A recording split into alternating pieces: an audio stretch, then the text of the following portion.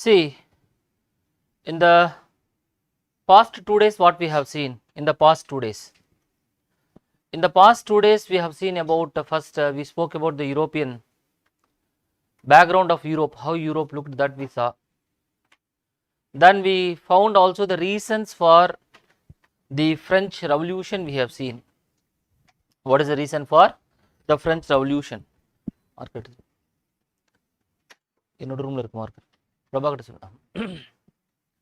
The reasons for the French Revolution.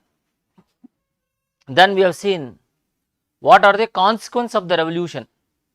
Consequence of the French Revolution we have seen. We have seen the rise of Napoleon. We have seen the fall of Napoleon. Some achievements of Napoleon we have also seen. Then we have seen about the time how both these clocks, one the clock which wanted the old to exist, the another thing which wanted the new to continue, the ideas, two ideas, contradicting ideas, how they were fighting, that we have seen. The last class we have seen about that in the beginning. Then we saw about the period between 1815 to 1914, 100 years we have seen how war, the First World War, how the conditions were prevalent, how the conditions emerged for the First World War we have seen. We have seen the unification process also. Is it not? Unification of Italy, unification of Germany, that we have seen. Then also after that we have seen rise of Bismarck, policies of Bismarck. Then of course Germany's rise, Germany's fall in the First World War. Then we have seen about the Treaty of Versailles we have seen, 1919, Treaty of Versailles. How the Treaty of Versailles was responsible for the next World War, Second World War, that also we have seen. Then in between what is the crisis? So from 1919 to 1939, 20-year period what happened? We could speak about this 1 hour, but just I highlighted the failure of Weimar Republic. I spoke about the failure of the Weimar Republic. I spoke about the League of Nations, 1 or 2 points I said. Then I spoke about the rise of Hitler, how Hitler rose, how it created conditions for the next World War. What is the response to Hitler? Rise of Hitler's response by the Western powers, which is the policy of appeasement. We have seen about the policy of appeasement also. That also we have seen. And finally, 1939 to 1945, the Second World War concluded. 5 years, 6 years the war fought, and finally we have found that Hitler had committed suicide, Germany had been defeated, Germany finally surrendered, and Italy had already been surrendered. The other important power which is fighting the Second World War, which is Japan, and atomic weapon was dropped on Japan, and Japan also ultimately surrendered. Correct? Right now we are in this period 1945. Now I have to complete the period from 1945 to 1990. Okay. First, 1945 is very significant in the world history, because the Second World War had got tremendous impact on the minds of the people, on the ideas of the people. The colonial powers, they also had some changeover in their policy. One important thing which happened after this war, Second World War, is that it led to the phenomena, process of what is called as decolonization. Decolonization. We all know what is colonization, is it not? You know what is colonization? Colonization is a process where a mother country captures a colony. A mother country acquires a colony. This happened during 1700s, 1800s, 1900s yearly. So whenever a powerful European country is trying to go to a country like India, for example, Britain came to India and they try to colonize us. This we call, the process is called colonization.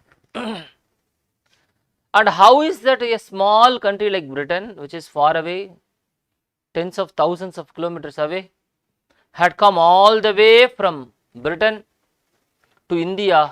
How did they colonize us? They colonized us through different mechanisms. அதுக்குன்னு வச்சிருக்கான், ஒரு system வச்சிருக்கான். ஒரு கோழியை பிடிக்கணும்னா கொஞ்சம் இறைய போடணும், நீங்கள் மீனை பிடிக்கணும்னா தூண்டியில் போடணும். இந்தியன்ஸ் நீங்கள் இவன் கதையை முடிக்கணும்னா இதுக்கு சில ஸ்ட்ராட்டஜி வச்சுருக்கான். கலனைசேஷன் ப்ராசஸ் இருக்குது, சிஸ்டமிக்காக ஃபாலோ பண்ணிட்டு இருக்காங்க இது எல்லாமே. For example, first they will come as traders. வரும்போது எப்படி வருவான்? ட்ரேடு பண்ணோன்னு வருவான், காலனைஸ் பண்ண வரவன். And they will come and say, sir we are at your service அப்படிமா. நம்மளுக்கு சர்வீஸ் ஆஃபர் பண்ண வருவான். அந்த சர்வீசஸ் என்ன சர்வீஸ்ன்னு நம்ம கேட்டோன்னா, சார் உங்கள் நாட்டில் எவ்வளோ பொருள் கிடக்குது, இதெல்லாம் கொண்டு போய் எங்கள் ஊரில் ஒத்தா எவ்வளோ ப்ராஃபிட் வரும் தெரியுமா அப்படின்னு சொல்லுவோம். இப்போ நாங்கள் எப்படி, how can we sell this products? You don't worry sir, we will come, we will buy at a very profitable margin, we will buy, then we will sell all this commodity at our native place. அதில் வர லாபத்தில் நம்ம கொஞ்சம் கொண்டு வந்து கொடுக்குறோம் சார்மா. Most of the rulers in India, countries like these developed countries, all the countries of Africa, all the countries of India, they had no knowledge, no idea about exploitation, economic exploitations. They were all under their false illusion that no foreign country can come and attack them. அவனுக்கு 10,000 kilometre தள்ளி ஒருத்த வந்து நம்மளை annexe பண்ணி பிடிப்பாங்கிற ஐடியாலாம் கிடையாது அவனுக்கு. So basically he never felt threatened. In fact, it is a Mughal empire. They gave concessions for the European traders when they first came to India. அவனுக்கு கன்செஷன்ஸ் கொடுத்து, டேக்ஸ் ஃப்ரீ கொடுத்து, ஒரு இடத்த கொடுத்து, வீடு கட்டிக்கன்னு சொல்லி, factories were established, fortifications were done. Is it not? And these countries gradually began to interfere in to politics. Phase 2. First they will come as what? Merchants, traders. What is their only purpose? Buying, selling. இதுதான் நம்ம trading. மெர்கன்டைல்னா நம்ம buying and selling தானே. Then they will see how they can buy at a very, very cheaper price, how they can sell at a very, very expensive price. So cheaper price if you have to buy, then of course you have to have some understanding with the ruling order, ruling class. அவனை போய் எதனாச்சும் பண்ணணும், அவனை influence பண்ணணும். Then this is possible either by corrupting him, possible either by doing some magic. Because you all know Farooq Sir in the year 1717, கொஞ்சம் preliminary படிச்சவனுக்கு புரிஞ்சிருக்கும்னு நினைக்கிறேன், gave a trading concessions. 1717 he gave trading concession, Farooq Shire. And I was just reading the history, why did he do that? Of course they gave him some very less money, that is different. But it is said that one of the royal women had an headache and the Britishers cured that person with the headache. தலைவலி பிடிச்சவனுக்கு தலைவலி மாத்திரை கொடுத்துருக்கான், paracetamol 500 கொடுத்துருக்கான், கொடுத்துட்டு trading privileges எழுதி வாங்கியிருக்கான். புரிஞ்சா உங்களுக்கு?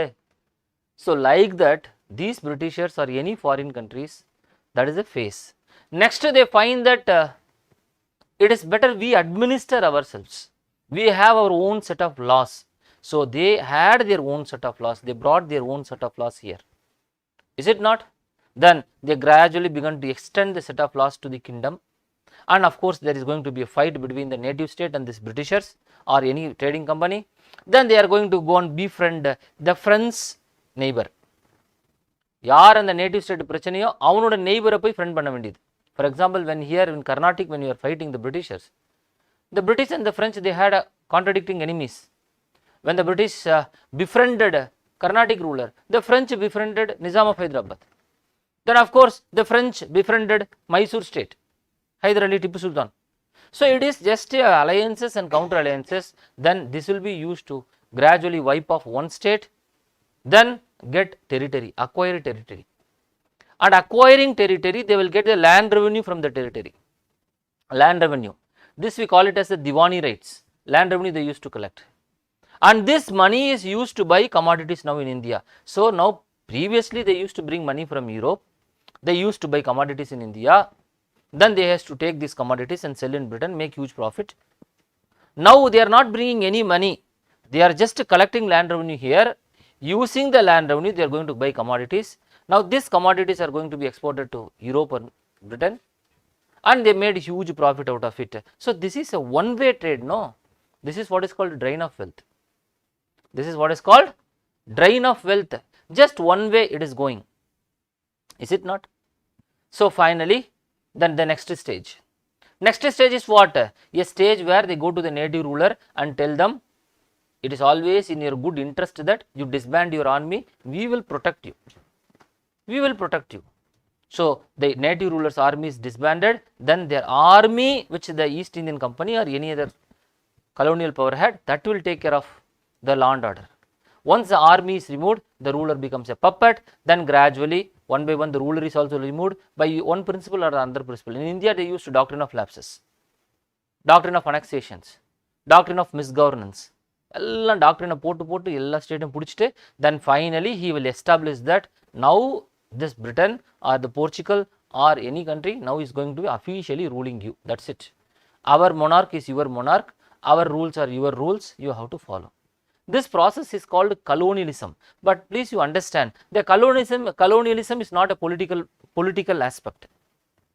Colonialism is a result of what we call it as a industrial revolution. Industrial revolution. Always the whole world, if you see, it has got many dimensions of function. One, we have political function. One, we have economic function, social function, religious function. Then of course we have so many other functions also, the world. And among the all, we all know the political function is topmost according to you, because you are seeing the prime minister is sitting on top of the head. The president of India is the most powerful. You are thinking so. That's not correct. Outwardly it looks so, but sir, what about religious sects? Do the religious sects control? Sometimes you all see the presidents coming and kneeling in front of the religious sects. This happened in many times. President இருக்கும்போதே வந்து ஒரு பெரிய மதகுரு காலில் விழுந்து ஆசீர்வாதம் வாங்குவார். அப்போ மதகுரு தானே பெரிய ஆள், யோசிச்சு பாருங்க. Yes or no? I can give examples. வேணப்பா அவங்கள எதுக்கு நம்ம நோகடிக்கணும்னு பார்க்குறோம் இல்லை? So the religion is above politics sometimes you see. Is it not? அப்படி பார்த்தா ரிலீஜன் தானே இருக்குது அப்படின்னு நம்ம பார்ப்போம். No, actually it is the economy which is above all this. The whole society is controlled by economy which is capitalist. Economy which is a capitalist. Whoever has money, he controls the government by not being a part of the government. Is it not? Whoever has got money, he controls the society. எல்லாத்தையும் உங்களை எல்லாமே செல்ஃபோனை பார்க்க வச்சு பைத்தி வாங்கிட்டானே, 1.5 GB ஃப்ரீயாக கொடுத்தான் இல்லை 2017. Is it not? One company gave 1 GB I think per day free. You say what are you going to see? எதனாச்சும் பாரியா அப்படிங்கிறான். சார் பார்க்குறதுக்கே ஒன்றும் இல்லை சார், நாங்கள் நிறைய படிக்க வேண்டியது இருக்குது, சும்மா உள்ளே போய் பாருங்கண்ணா. உள்ளே பார்க்குறது கண்டென்ட்டே இல்லை. அப்போ கண்டென்ட் கிரியேட்டர்ஸ் வந்துட்டான். கண்டென்ட் கிரியேட்டர்ஸ் என்ன பண்ணுறேன்னா, இந்த ஹோட்டலில் நான் சாப்பிட்டேன், பரோட்டாவை பிச்சு போட்டேன், பிஞ்சு போச்சு, சட்டையை கிழிஞ்சிருச்சே அப்படிங்கிறான். ஊசி எடுத்து குத்துனா வலிக்குதே அப்படிங்கிறான். பாவி, இது ஒரு கண்டென்ட்டு. இதுக்கு பார்த்தோன்னா 1 லட்சம் லைக்ஸ்மா. வேர்ல்டு ஹிஸ்ட்ரி கிளாஸை பாடுறான்னா கஷ்டமாக இருக்குது சார், நான் ஏன் பார்க்கணுங்கிறான். புரிஞ்சு உங்களுக்கு? So who is controlling you actually? Actually this is the economy which is controlling you, not now. For 2000 years, 3000 years, it is the economy which is controlling the people. Is it not? So remember this very, very carefully, this economic point. I am going to come back. So it is the industrial revolution. Who did this industrial revolution? Who were benefited by the industrial revolution? It is a capitalist class who are benefited by the industrial revolution.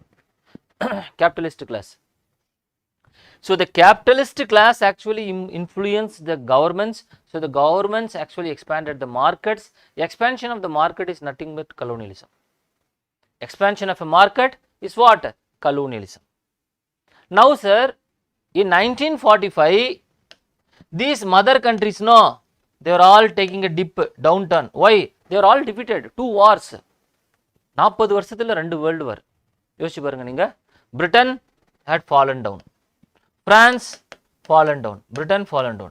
America, USA சொல்லவே தேவையில்ல, அவனும் படுத்துட்டான். Germany, that also has fallen down. So all the so-called empires they have broken in Europe. So they were no more in a position to hold this colony. So that is one reason why decolonization happened. Decolonization means a process of giving up the colonies and coming back. புரிஞ்சுல? அது ஏன் பண்ணா அப்படின்னா, first he became weak because of the war. He became weak because of the war. Secondly, sir, not only that he became economically weak, the colonies, there were some freedom struggles in most of the colonies. People have become aware. The people said that we will fight against this exploiter. British is seen as an exploiter, Britain is seen as an exploiter. So the second reason why decolonization happened is the result of freedom movements in most of the colonies. Freedom movements. In India we have the national movement. Is it not? Thirdly, the reason why colonies were given up is that now in any colony one concession after another concession is given by the mother country. If you look very clearly study the phases of colonialism, in 1862 we have Indian Councils of 1862, they will give some concessions to the Indians. Then 1892 some more concessions were also given. Then 1909 parliamentary reforms, more concessions were given. 1919 Montagu-Chelmsford reforms, some more concessions were given. Sir, 1935 Government of India Act, more concessions were given. Then Cripps Mission, Cabinet Mission, concession after concession after concessions were given. So final phase, other than independence, nothing is left to give, so they gave independence. புரிஞ்சா?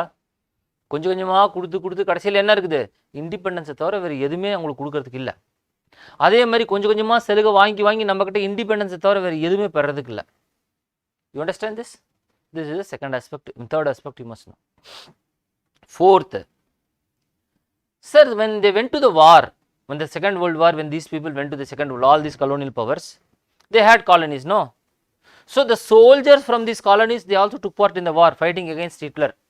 For example, when the Britain is fighting the war, நம்மளெல்லாம் கூப்பிட்றோம் பிரிட்டன்காரன், இந்தியாவில் இருக்க soldiers எல்லாம் நீங்களும் வந்து எங்கள் கூட join பண்ணுங்கிறான். அது ரொம்ப பெரிய காமெடி. அதெல்லாம் வரலாறு யோசிச்சு பார்த்தா பெரும் காமெடியாக இருக்குது. ப்ரெசன்ட் டே காமெடியோட பெரும் காமெடியாக இருக்குது history. See, basically, when Hitler attacked Poland, I told you yesterday, 1st September, I think 1939, when Hitler attacked Poland, First World War began. Second World War began. புரிஞ்சா? உடனே வந்து Britain and France, they both attacked Germany on the 2nd September. Then gradually they said that on the 2nd September itself, Britain declared that India is also party to the war. அவன் second day declare பண்ணிட்டான். First 1ஆம் தேதி வந்து Hitler வந்து Poland attack பண்ணுறாரு. 2ஆம் தேதி Britain France ரெண்டு பேரும் சேர்ந்து ஜெர்மனி அட்டாக் பண்ணுறாங்க. அது மொத்தம் பண்ணிட்டு சும்மா இருக்கல. இந்த வார்க்கு India is also a party to the war and it has joined with us. எங்கள் கூட இந்தியாவும் சேர்ந்துட்டு நாங்கள் ஜெர்மனி அட்டாக் பண்ணணும்னு சொல்லிட்டாங்க. இது பல இந்தியன்ஸ்க்கே தெரியாது. 3ஆம் தேதி காலையில் நியூஸ் பேப்பர் எடுத்து பார்த்தா தான் தெரியுது நம்மளாம் வாரில் இருக்கோம்னு சொல்லிட்டு. The Congress and all we are here, now consultation was done. Then of course long, because here we had Congress governments. உங்களுக்கெல்லாம் தெரியும் 1935 we had provincial autonomy, different governments were formed. 11 provinces la Congress, 8 provinces Congress ministry, 3 provinces non-Congress governments were there. Tamil Nadu kulla Congress government there irundhuchu. Then of course all this governments, all this Congress leadership, all the national movement, they asked, sir, why we are part of the war? எங்களை ஏன் sir வாரில் add பண்ணீங்க, எங்ககிட்ட கேட்டிங்களா நீங்கள் அப்படின்னு கேட்டால், இல்லை நீங்கள்லாம் வந்து நியாயத்து கூட தான் இருக்கணும், அதனால தான் உங்களை வாரில் ஆட் பண்ணிட்டோங்கிறான். நியாயத்து கூடன்னா என்ன அர்த்தம்? They are telling Hitler is a colonizer. Hitler is against democracy. Hitler is against freedom, against self determination. அப்படின்னு ஹிட்லர் மாதிரி இவன் குற்றத்தை அடுக்குறான் இந்த கலோனியல் பவர்ஸ் எல்லாம். அப்போ என்ன பண்ணணும்? அவனை போய் நம்ம ஃபைட் பண்ணணும் அப்படிங்கிறான். Indians asked one simple question, எல்லாம் நியாயம்தான். முதல்ல வந்து நாங்கள் ஹிட்லருக்கு எகென்ஸ்டாக சண்டை போனால் நாங்கள் ஃப்ரீயாக இருக்கணும்ல. First give us freedom, give us liberty, then we will join with you. And Britain said, no, that and all will be later. First we will defeat this Germany, then we will think about this. So all the negotiations which happened, say for example August offer இருக்கட்டும், so Lilith go offer இருக்கட்டும், 1942 Cripps mission இருக்கட்டும், எல்லாமே எதை நோக்கி இருக்குதுன்னா, the Britain wanted to give us dominion status, but everything after the war, first we have to defeat this Hitler and the Axis powers.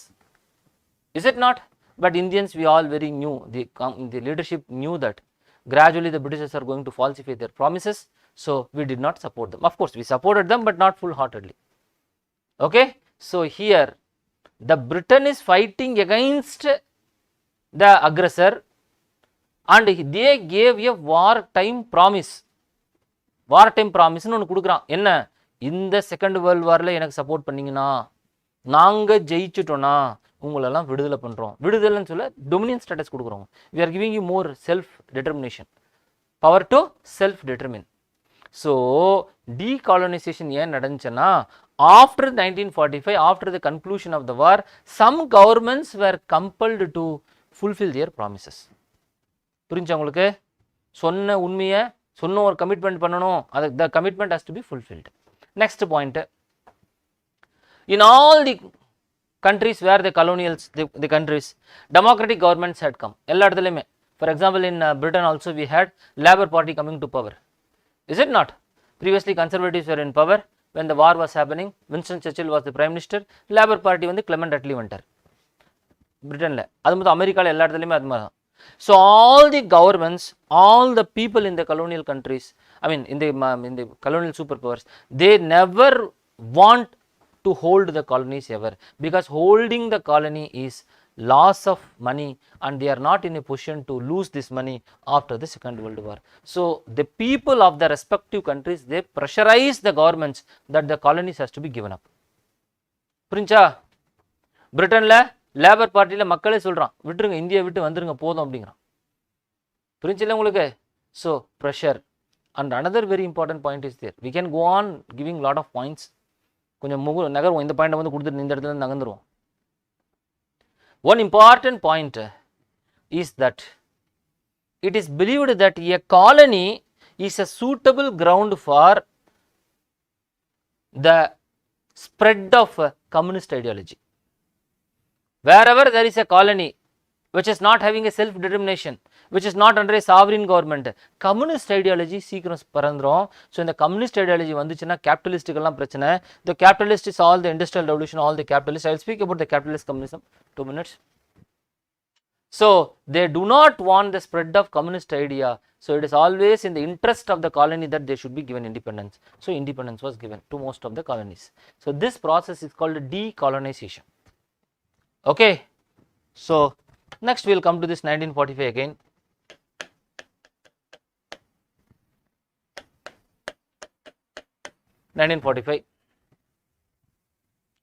See, I told you yesterday the Second World War ended, the Cold War began. Yes or no? Cold War. What is the meaning of this Cold War? How it is different? What is the reason for the Cold War? Okay. First, you all know Cold War is not like an ordinary war. Ordinary war is fought in the battlefields. Ordinary war is fought by the soldiers. Ordinary war is fought using weapons. But the Cold War is fought in the war rooms. Cold War is fought in the media. Cold War is fought in the diplomatic channels. Cold War is exemplified in the sports, in the games, in the competitions. புரிஞ்சா இல்லையா உங்களுக்கு? Normal வார் எங்க? போர்க்களத்தில் நடக்கும். இது அப்படி நடக்கிறது இல்லை, மனசுக்குள்ள நடக்குது. மைண்ட்ஸ் ஆஃப் த பீப்புள் நடக்குது இந்த cold war. Is it not? Secondly, sir எதுக்கு சார் வார்? வார்னா ஏதோ ஒரு, இந்த side we had Germany, we had France. Cold War is fought between whom, sir? Cold War is actually fought between two contradictory ideologies. One is a capitalist ideology, another is a communist ideology. Two ideological differences. First, we have to understand what is this capitalism, what is communism, why they are contradictory to each other. We have to understand. Sir, we all know around 1500, 1600, 1700s in Europe, there emerged a total renaissance, revolutions, renaissance. Renaissance na புதுமைத்துவம் வந்துடுச்சு மக்கள் மத்தியில. 1500, 1600, 1700s. அதுக்கு நிறைய காரணம் இருக்குது, அதே separate topic, அது optional, அது நம்ம டீப்பா உள்ள போக வேண்டாம். Renaissance. So the Renaissance led to new thinking, the new thinking led to inventions, discoveries, the inventions, discoveries led to change of modernization, bringing scientific temper into the lives of the people. So இதெல்லாம் science கொஞ்சம் மக்கள் மத்தியில் வந்தனால கொஞ்சம் modernisation நடந்துடுச்சு உலகம், European உலகம். That modernization was first felt mainly in the, let us say, in economic sphere, mainly in the textile industry, and because of which in Britain actually industries began to be put up. Industries began to be put up, And this is very important industry because now manual power was replaced by mechanical power. Manual power was replaced by mechanical power because steam engine was invented. Steam engine. Previously, horsepower was used, manpower was used. Now machines replaced that. That means what? More production can be done. More output can be derived. புரியுதுல உங்களுக்கு? Sir, this more introduction of the machines, more output, tremendous change in the output. This we call it as an industrial revolution. Industrial revolution என்ன? Using the industry, the output is revolutionized. And sir, the industrial revolution was mainly funneled by capitalists. Because for industrial revolution to happen, some basic things are present. ஒரு industrial revolution நடக்கணும்னா first இண்டஸ்ட்ரின்னு ஒன்று வேணும்ல. அந்த இண்டஸ்ட்ரிக்கு முன்னாடி ஒரு டெக்னாலஜிக்கு ஒரு investment ஒன்று பண்ணணும்ல. மூளை ஒருத்தர் உட்காந்து யோசிக்கிறான், அவனுக்கெல்லாம் ஃபண்டை கொடுக்கணுமா இல்லையா? Who will fund this? Capitalist would fund it. Why the capitalist is funding these inventions and discoveries? Because the capitalist is funding in the aim that is going to give him profit. புரிஞ்சலையா உங்களுக்கு? ஒரு machine கண்டுபிடிச்சிட்டானா manual labour எல்லாம் துரத்தி விட்டுட்டு ஒரு மிஷினை வந்து எல்லா profit அடிக்கணும்னு பார்க்குறான். இதெல்லாம் என்னம்மா? Do you think that all the technological revolutions are in the comfort of the man? நீங்கள் யோசிச்சு பாருங்க. மனுஷனுக்கு நல்லது பண்ணுறதுக்காக இந்த விஞ்ஞானிகள் எல்லாம் எதுவும் நல்லது பண்ணுறோன்னு நினச்சிட்டு இருக்கிறீங்களா நீங்கள்? பணத்தை லாபத்தை அதிகம் பண்ணுறதுக்காக பொண்ணுன்னா பண்ணிட்டு இருக்கான். அது ஒரு இன்டர்ன் நம்மளுக்கு ஒரு நல்லது பண்ணுது. உங்களுக்கு எல்லாம் 1.5 GB டேட்டா கொடுத்தானே, உங்கள் நல்லதுக்கு அதை கொடுத்தானா அவன் ப்ராஃபிட் கொடுத்தானா? நீங்கள் யோசிச்சு பாருங்கள். ரயில்வேஸ் இன்ட்ரடியூஸ் பண்ணி வச்சான்ல, எதுக்கு நம்ம ட்ராவல் பண்ணுறதுக்கு ரயில்வேஸ் இன்ட்ரடியூஸ் பண்ணானா? அவன் கூட்ஸை தூக்கிட்டு போகிறதுக்கு எக்ஸ்ப்ளாய்டேஷன் பண்ணுறதுக்கு பண்ணான். சரி, any invention, any Discovery for that matter never was done other then the medical discoveries. Of course medical discoveries கூட பணத்தை சம்பாதிக்கிறதுக்கு தான் பண்ணான். அதில் 1-2 பேர் அவன் இன்வென்ஷன் டிஸ்கவரியை சும்மா ஃப்ரீயாக கொடுத்துட்டு போயிட்டான். வச்சுக்கோங்க. Okay, vaccines were given, so he said everybody can, no patent was done. But all patents, all inventions, all discovery is mainly aimed at furthering the economic benefit. புரியுதா பேசுறது? So அப்போ இங்க the capitalist funded, so they new industries were introduced, so the capitalists wanted more money, so the industrial revolution made the capitalist rich and richer. The industrial revolution made the capitalists rich and richer. Understand this? Sir, capitalists believed in some concepts, you must know. They believed maximizing profit is the only goal of the capitalist. Maximizing profit. Whatever cost, the profit has to be maximized. Is it not? The capitalists believed that they should decide what cost the commodity has to be sold. Sir, அப்போ என்ன வேணாலும் எப்படி வேணாலும் வித்துடலாமா? I am manufacturing a car, let us say. Can I sell it to whichever cost I want? The capitalist sell. அப்படிலாம் பண்ண முடியாது sir. There is something which is called a market. The market will decide. Market. How the market will decide? It said that the market will decide based on demand and supply. If there is more demand, less supply, the cost of the commodity will increase. If there is more supply, less demand, cost of the commodity will decrease. Example, we all know tomato. தக்காளி பார்த்துருப்பீங்கன்னு நினைக்கிறேன். வெங்காயம், சின்ன வெங்காயம் பாருங்க, 150 ரூபா kilo வித்துட்டு இருந்தான் ஒரு காலத்தில். அப்புறம் 10 ரூபா 5 ரூபாய் ஆயிடுச்சு. தக்காளியும் அதே மாதிரி தான் 100 ரூபா கிலோலாம் விற்றுருக்கேன் எனக்கு தெரிஞ்சு. புரிஞ்சலையா உங்களுக்கு? அப்புறம் 5 ரூபா கூட ஆயிடுச்சு. How? When there is a greater demand, everybody will begin to produce. Then the demand will be not there. Then there will be a lot of production. Then of course they have no market for their commodity. So the capitalist felt that, sir, it is basically this mechanism of demand and supply that will decide the price, that will regulate us. அதிகமாக நாங்கள் தெரிச்சா நாங்கள் loss ஆகிடுவோம் sir. So we will always manage. You understand this? The capitalist also believed that the state should not interfere in their economic activity. Non-interference of the state. They used a word which is called laissez-faire.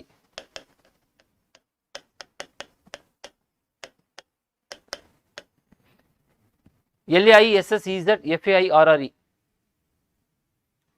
Laissez-faire means governmental non-interference in the economic activity. Governmental non-interference in the economic activity. Laissez-faire. You understand this?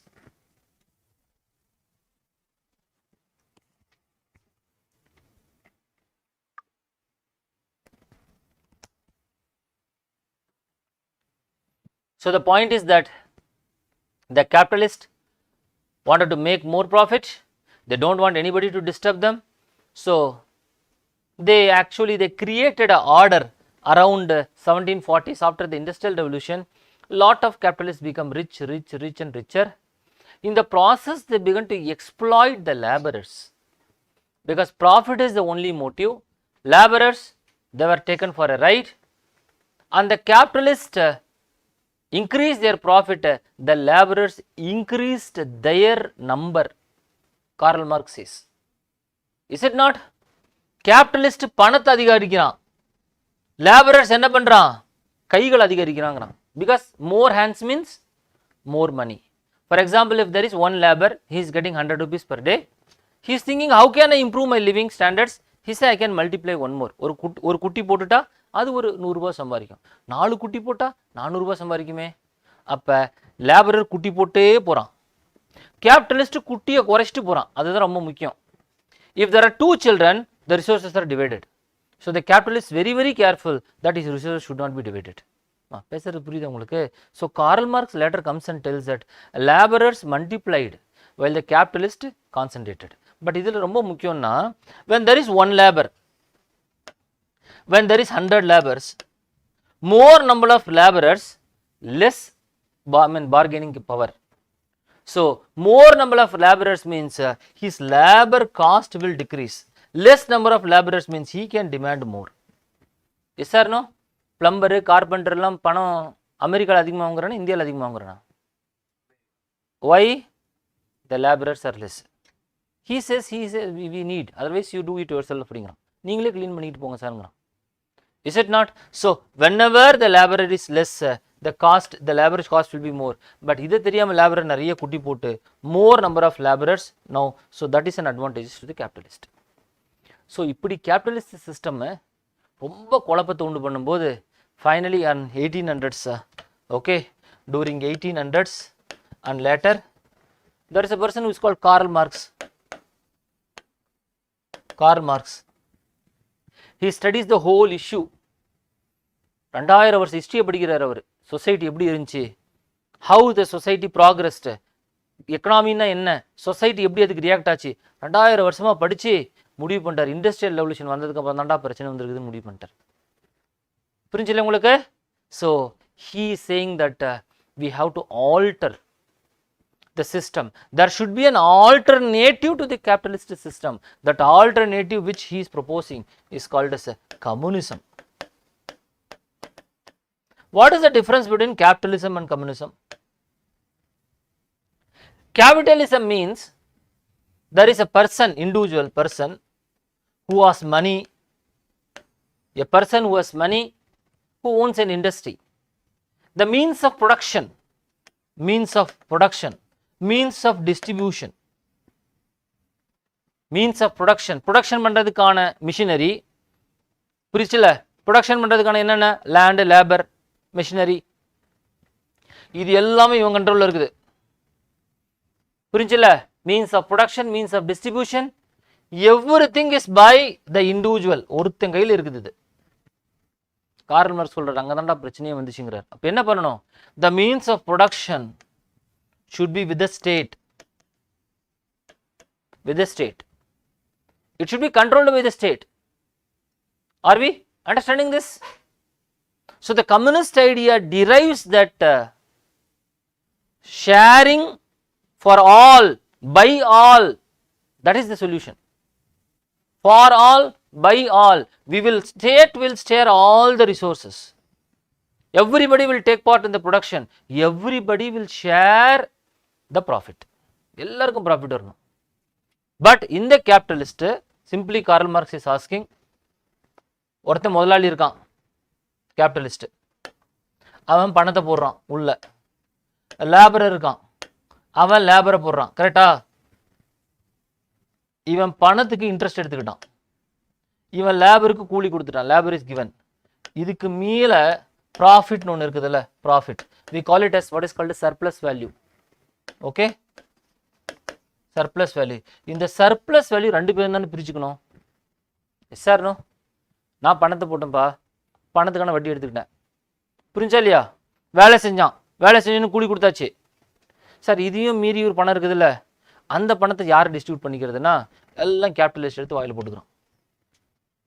So they said that the capitalist system is wrong.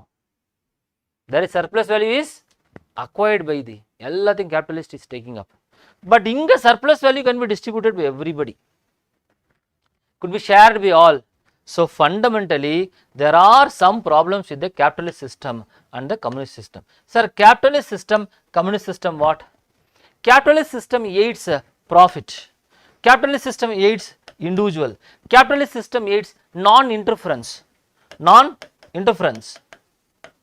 by the state. இது எல்லாத்துக்கும் opposite communist system. Communist system is what? It is against the individual. So Karl Marx is telling, sir அப்போ என்ன தான் பண்ணுறது, solution என்ன பண்ணுறது அப்படின்னா communist revolution நடக்கணுங்கிற ஸ்டேட்டில். Communist revolution like what it happen in Russia. Communist revolution means what? எல்லா கேபிட்டலிஸ்ட் இருக்கான்ல அவனை பிடிச்சி உதைச்சி அவன் சொத்தெல்லாம் பிடுங்கி எல்லாருக்கும் டிஸ்ட்ரிபியூட் பண்ணுங்கிறார். Okay, all the land it should be shared, all the resources it should be shared. The state has to decide what is good for the people. Which is the state? People are the state. Individuals are compromised, state is primary. நான் பேசுறது உங்களுக்கு புரியுதா? So capitalist state is again, communist state is totally anti to the capitalist. If there is a communist model existing, the capitalists are fearful. For example, in 1917 in Russian Revolution, communism spread and the communist revolution took place. All the capitalists, all the feudal lords, அவனெல்லாம் அடிச்சு அவன் சொத்தெல்லாம் எடுத்து எல்லாமே state பிரிச்சிடுச்சு, எல்லாருக்கும் கொடுத்தாச்சு. Is it not? So this sent a shock wave to all the capitalists in rest of the countries, in America, in all the western world, that if communist idea is spreading, it is a threat to their survival. So they should, everything they should do to finish off this idea of communism. இந்த communism என்ன இருக்கணும்? இது கிள்ளி எரிஞ்சிடணும். ஆனால் communist idea ரொம்ப பாப்புலராக இருக்கும், எல்லாரும் மத்தியும் ஈஸியாக பரவும். ஏன்னா கம்யூனிஸ்ட் ஐடியா சேஸ் உங்களுக்கு எல்லாருக்கும் தெரியும், எல்லோரும் நிறைய பணக்காரன் ஆகலாம். ஒருத்தன் வந்து காரில் போகிறான், நல்லா வருகுது, எல்லாருக்குமே கார் வாங்கலாம். அவனுக்கு வந்து ப்ராப்பர்ட்டி இருக்குது, நல்லா வருது, நம்மளுக்கும் ப்ராப்பர்ட்டி வாங்கலாம். பேசுகிறது உங்களுக்கு புரியுதா?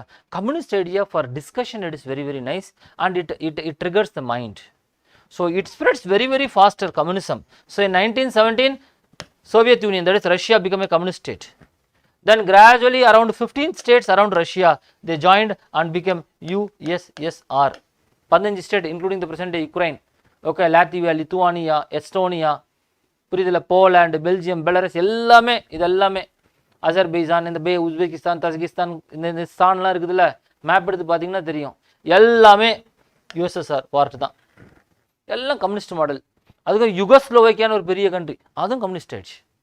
அது மட்டும் இல்லை, another big state in 1949 China became a communist state. India almost communist ideology வந்துருச்சு. கொஞ்சமான மிதமான கம்யூனிசம் தான் சோசியலிசம். எக்ஸ்ட்ரீம் சோசியலிசம் கம்யூனிசம்மா. India is a socialist state, புரியுதா? பணக்காரங்கிட்ட அடிச்சு பிடுங்கி பணத்தை நம்ம எடுக்கல, ஆனால் government will devise certain policies in such a way that the poor will be supported, the rich will be somehow. Taxation எப்படி இருக்குது? அதிகமாக சம்பாதிக்கிறவனுக்கு அதிகமான டேக்ஸ் வாங்கணும்ல, அம்மா அப்படி தான் நம்ம வாங்கிட்டு இருக்கோம். 2 லட்சம் வரைக்கும் சம்பாரிச்சிங்கன்னா டேக்ஸே 2 லட்சமா, I don't know what is slab, 2.5 lakhs, what is 2.5 lakhs, டேக்ஸே கிடையாது. அதுக்கப்புறம் பர்சன்டேஜ் இஸ் இன்க்ரீசிங். 10 லட்சத்துக்கு மேலே போச்சுன்னா இன்னும் அதிகமான டேக்ஸ் நீங்கள் கட்ட வேண்டியது இருக்குது இந்தியாவில். So we are taking something from the rich haves and we are giving something to the have nots. This is a socialist model. புரிஞ்சில்ல உங்களுக்கு? ஓகே, இருந்துட்டு போட்டோம். So here communist China, I mean China also became a communist power. So there is a fight between the capitalism and communism. Sir, this happened in the year 1945. இதுதான் பிரச்சனை. இப்போ 1945 war, after the war ரெண்டா பிரிஞ்சு கிடக்குது. ஜெயிச்சவன் ரெண்டா பிரிஞ்சு போயிடுறான். One is under USSR. USSR na Russian ஞாபகம் வச்சுக்கோங்க. Russia and all the satellite states are USSR. Okay. Union of Sovereign Socialist Republic. USSR. Union of Sovereign Socialist Republics. Next USA. USA killa Britain, France எல்லாம் நல்ல கை செய்வனுங்கெல்லாம் ஒன்றா சேர்ந்துடணும் capitalist. So 1945 these two blocks, these two countries created their own sphere of influence leading to a Cold War politics. Leading to a Cold War politics. America and its allied states wanted Russia and its allies to be demolished, destroyed. Russia and the allied states wanted America and its capitalist state to be destroyed. So 1945 இருந்து 1990 வரைக்கும் நடக்கிற எல்லா டெவலப்மெண்ட்டும் இதை ரெண்டு பொறுத்து தான் இருக்குது. இதை ரெண்டு பொறுத்து தான் இருக்குது developments. Even till today it is still there. Cold War politics after 1990. Sir, why 1990 you are telling? Because 1990 USSR disintegrated. உடைஞ்சு போச்சு. Okay, so the Cold War came to an end officially, but I am telling this is the basic idea in which it continued. You understand this? Sir, what are the developments which happened 1945 and later? Okay, how the Cold War period for 45 years it peaked, it declined, அந்த கொஞ்சம் டெவலப்மெண்ட்ஸை பார்ப்போம். First 1945 பிரச்சனை எங்கே ஆரம்பிக்குதுன்னு பார்ப்போம். பிரச்சனை ideological பிரச்சனை. இவங்களுக்குள்ள இருக்கிற பிரச்சனை என்ன? ஃபர்ஸ்ட் ஐடியாலஜிக்கல் ப்ராப்ளம் இல்லை, ஐடியாலஜிக்கல் ப்ராப்ளம். இவன் பணத்தை சேர்க்கணும்னு நினைக்கிறான், இவன் பணத்தை பிரிக்கணும்னு நினைக்கிறான். இதுதான் பிரச்சனை. புரிஞ்ச ideological problem.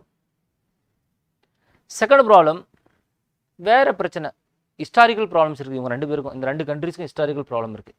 Sir, what is historical problem sir? In 1917, I told you, Russia had undertaken a communist revolution. Communism spread in Russia. So, when communism is trying to establish a government in Russia, the capitalists funded indirectly and created a civil war in Russia in order to put an end to the communism by supporting capitalist elements in the society. புரிஞ்சா? Communist revolution நடக்கும்போது America இன்டைரக்டாக பணத்தை, நம்ம எல்லா நாடும் பண்ணுறது தான் இது எல்லா வேலையும். ஸ்ரீலங்காவில் நம்மளே பண்ணுவோம். நிறைய பேர் நம்மளை கேட்குறான், பாகிஸ்தான்காரன் உனக்கு பணம் கொடுத்தானா, இந்தியாவில் கொண்டு வந்து பணத்தை கொடுக்குறான்ல அப்படின்னு. நம்ம கொண்டு போய் அங்கே கொடுத்துட்டுப்போம். நம்ம பாகிஸ்தானை பொறுத்த வரைக்கும் நம்ம எனிமிமா, நம்மளை பொறுத்த வரைக்கும் அவன் எனிமி, அவ்வளோதான். புரிஞ்சா இல்லையா? பாகிஸ்தானில் போய் நீங்கள் போய் இந்தியாவை பற்றி எதாவது பேசினா கோவப்படுவாங்க. இந்தியாவில் போய் பாகிஸ்தான் எதாவது பேசினா அவன் கோவப்படுறான், பாகிஸ்தானுக்கு சப்போர்ட் பண்ணுறேன், தேச துரோகி அப்படிங்கிறான். யோசிச்சு பாருங்க நீங்கள். இதெல்லாம் மடத்தனம் மூடத்தனங்கிறான் ரெண்டு பேர் சேர்ந்துக்கிட்டு. பேசுகிற உங்களுக்கு புரிஞ்சா? இருந்துட்டு போட்டோம், இது நான் எதுவும் சொல்லக்கூடாது. இது டாப் லெவல்ல இப்படி தான் இருக்கிறான். புரிஞ்சில்ல உங்களுக்கு? So here communist, their revolution, their ideas were affected, they questioned. Okay, so அந்த டயத்திலே பிரச்சனை இருக்குது அவங்களுக்குள்ள. Then of course here the leader in Russia emerges. The name of the leader is called Stalin. Stalin ஆட்சியில் உட்காந்துறாரு, ரொம்ப வருஷம் இருக்கிறார் ஆட்சியில். அவர் 30 வருஷம் இருக்கிறார் ஆட்சியில். Dictator. Stalin is actually a communist dictator, you must know. All the communist countries have problems. We will discuss about that. That's why the communism also declined. Okay? So, now Second World War, First World War started, 1919 it concluded. Then Second World War started in 1939. When the Second World War started, Germany and Stalin, they were friends. Okay? But also one more thing. Before 1939, they followed a policy of appeasement, no? Policy of appeasement. You all know policy of appeasement. One reason why they followed the policy of appeasement is because Hitler is against communism. Nazism is against communism. Other than it, yesterday I told you. Because Nazism is totally one leader, one control. Communism is not like that. Communism wanted the laborers to have rights, laborers to demand for. Is it not? So, Hitler is against the rise of communist. So, the Western democracies tolerated Hitler. ஒரு அளவுக்கு வரைக்கும் tolerate பண்ணுறான். புரிஞ்சா இல்லையா உங்களுக்கு? So, this irritates Stalin, that Hitler is tolerated at the cost of what? Destruction of communism. But so Stalin and Hitler finally what happens? Hitler அங்கேருந்து jump பண்ணி இந்த பேண்ட் வேகன் வந்து இவர் கூட ஃப்ரெண்ட் ஆயிடுறார் later. Now the Western democracies fear. Western democracyங்கிறது capitalist world தான் Western democracies நான் சொல்கிறேன். Okay, they feared. Next what happened? Next Hitler, Stalin, they join a pact. So when the war happens, Russia, Germany, they were all together only. But Hitler does a great mistake of attacking Russia in 1940. He even attacks Russia. So now Hitler is an enemy to what? Britain and France. So Hitler had attacked Russia. So these people joined together. Wherever idea தான் ஒன்னா சேர்ந்துடுறான். Why? Common enemy. யோசிச்சு பாருங்க நீங்க. Whenever they see a common enemy, people compromise their own ideas. Then they join together and they said that the common enemy has to be destroyed. ஹிட்லரை வந்து ஒழிக்கிற வரைக்கும் நம்ம ஒன்னா சேர்ந்துருவோம்னு சொல்லிட்டு ஒன்னா சேர்ந்து தான் 1945 வரைக்கும் செகண்ட் வேர்ல்டு வார் நடக்குது. நான் பேசுறது உங்களுக்கு புரியுதா? 1945 the second world war happens. Then sir, in 1945 the war ended. War end ஆனோடனே திருப்பம் Hitler is no more. The ideology of Nazism and all is gone. Now again the old idea of capitalism, communism is coming back. Is it not? Now what is the problem? In the whole of Europe, I told you this is Europe, no? Is it not? We have Britain here, we have France here, we have Spain here. Is it not? We have Germany, a big country which is Germany here, Austria down. This is Russia. Is it not? இங்க நிறைய small states இருக்கு. இந்த states தான 15 states சொன்னேன். 14 states plus 14 plus 1 Russia. Okay, Istan, Uzbekistan இதெல்லாம் இந்த சைடுல, it is in the bordering Eastern European countries. இவங்க எல்லாம் ஒண்ணா சேர்ந்தாங்க. Now what happened in the war? Russian army attacked Germany. War டயத்துல, second world war டயத்துல. This France and they attacked also Germany. ரெண்டு சைடுல இருந்து ஜெர்மனி அட்டாக் பண்ணிட்டே வராங்க. So finally one eastern part of Germany was under the Russian control after the second world war. When the war concluded, eastern part அங்க போயிடுச்சு. அது மட்டும் இல்ல, பெர்லின் இருக்குல்ல, பெர்லினும் பாதி ரஷ்யா கிட்ட வச்சிருந்தோம். Russians controlled half of Berlin. Okay, now இந்த ஈஸ்டர்ன் யூரோப் எல்லாமே ரஷ்யா கிட்ட இருக்குது, கம்யூனிஸ்ட் இன்ஃப்ளூயன்ஸ்ல இருக்குது. அவன் வார் முடிஞ்சதுக்கு அப்புறம் he is refusing to go back. புரிஞ்சுல? என்ன சொல்றான்? இது எங்க கண்ட்ரோல்ல இருக்கட்டும் சார் அப்படிங்கிறான். இவங்க எல்லாமே என்ன சொல்றாங்க? இந்த இந்த வெஸ்டர்ன் யூரோப்பியன் கண்ட்ரிஸ் இது நம்ம கண்ட்ரோல்ல இருக்கட்டும் அப்படின்னு நினைக்கிறாங்க. Okay, so finally France became a separate country because France was a separate country. Now what we have to do with this Germany which was defeated? இந்த ஜெர்மனியை என்ன பண்றது? ஜெர்மனி தோத்தாச்சு. இப்போ ஜெர்மனி ஒரு கவர்மெண்ட்னு கொண்டு போய் கிரியேட் பண்ணா கேட்க மாட்டான், பிரச்சனை இருக்குது. So what they did with the Germany is the whole of Germany was divided. This is Germany. The whole of Germany was divided into different sectors. யாரெல்லாம் இருக்கிறான்? பிரிட்டன் கொஞ்சம் எடுத்துக்கிட்டான் ஜெர்மனியை, பிரான்ஸ் கொஞ்சம் எடுத்துக்கிட்டான் ஜெர்மனியை, அமெரிக்கா கொஞ்சம் எடுத்துக்கிட்டான் ஜெர்மனியை. அட்மினிஸ்ட்ரேட்டிவ் ஒரு பார்ட்டை யூஎஸ்எஸ்ஆர் கொடுத்துட்டான் Russia. The all partition to Germany. Is it not? ஜெர்மனியை partition பண்ணது மட்டும் இல்லை, அப்புறம் பெர்லின் ஒரு இடம் இருக்குது. This is Berlin, the capital of Germany, Berlin. Berlin was also partitioned into different sectors. One part to Britain, one part to France, another part to America. Then the rest of the part is what? For USSR. Was partitioned. Are we understanding this? So different the whole Germany was partitioned into different spheres of influences. All this is capitalist influence. இதெல்லாமே capitalist. One is the communist influence. Sir, this capitalist influence, communist influence. புரிஞ்சல உங்களுக்கு? So Germany was administered like this. Okay, one problem. Now what happened in 1945 and later after this is over? America has always an upper hand advantage. America has got an upper advantage. Why? Because it has got something which nobody has got, which is called an atomic weapon. 1945 atomic weapon கொண்டு ஜப்பான்ல போட்டுற America. அவன் யார்கிட்டயும் atomic weapon இல்ல. So it creates a fear in this block, in the USSR. இவங்களுக்கெல்லாம் ஒரே செக்யூரிட்டியா இருக்குது. நம்ம ஃப்ரெண்ட் வச்சிருக்கிறதுல ஒரு பாம்பு. Is it not? So nobody knows about the atomic bomb. You must know. It is only very very different atomic bomb. Conventional bomb க்கு atomic bomb க்கு நிறைய வித்தியாசம் இருக்குது. உங்களுக்கெல்லாம் புரியுமான்னு தெரியல உங்களுக்கு. You know the difference between conventional bomb and atomic bomb? Conventional bombங்கிறது வெடி மருந்துமா, வெடிக்கும், டம்முன்னு வெடிக்கும்.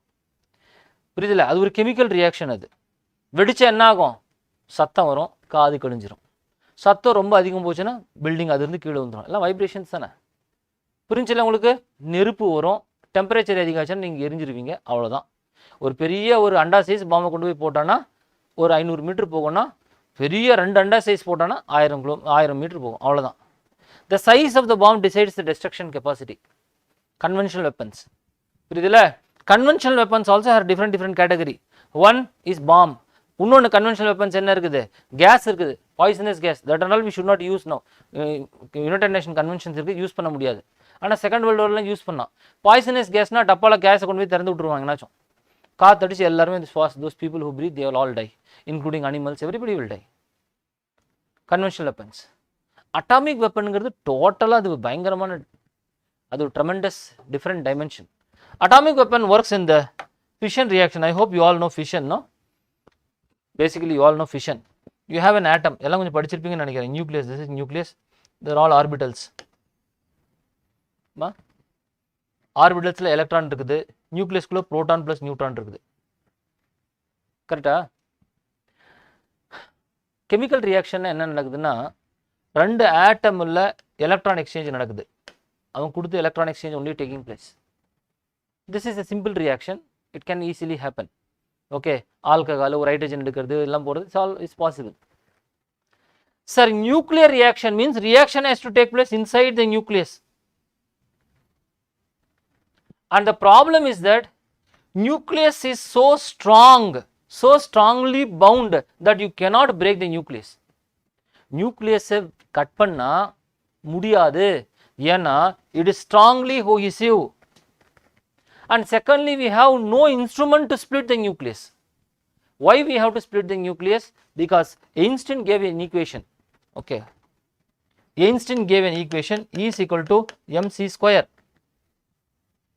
When you are dividing one big atom into 2, this is an atom, big atom, it becomes 2 small atoms. Correct? ஒரு atomic number, let us say 92 atomic number இருக்கிறத உடைச்சிட்டிங்கன்னா ஒரு 40, 42 இந்த மாதிரி ஏதோ ஒன்று ஆயிடுது. But in the process what happens when you are dividing 2 atoms, when you are breaking up 2 atoms in the process, so this atom's mass na weight னு வெச்சுக்கோ, not exactly weight but mass. Okay, the mass is let us say 100.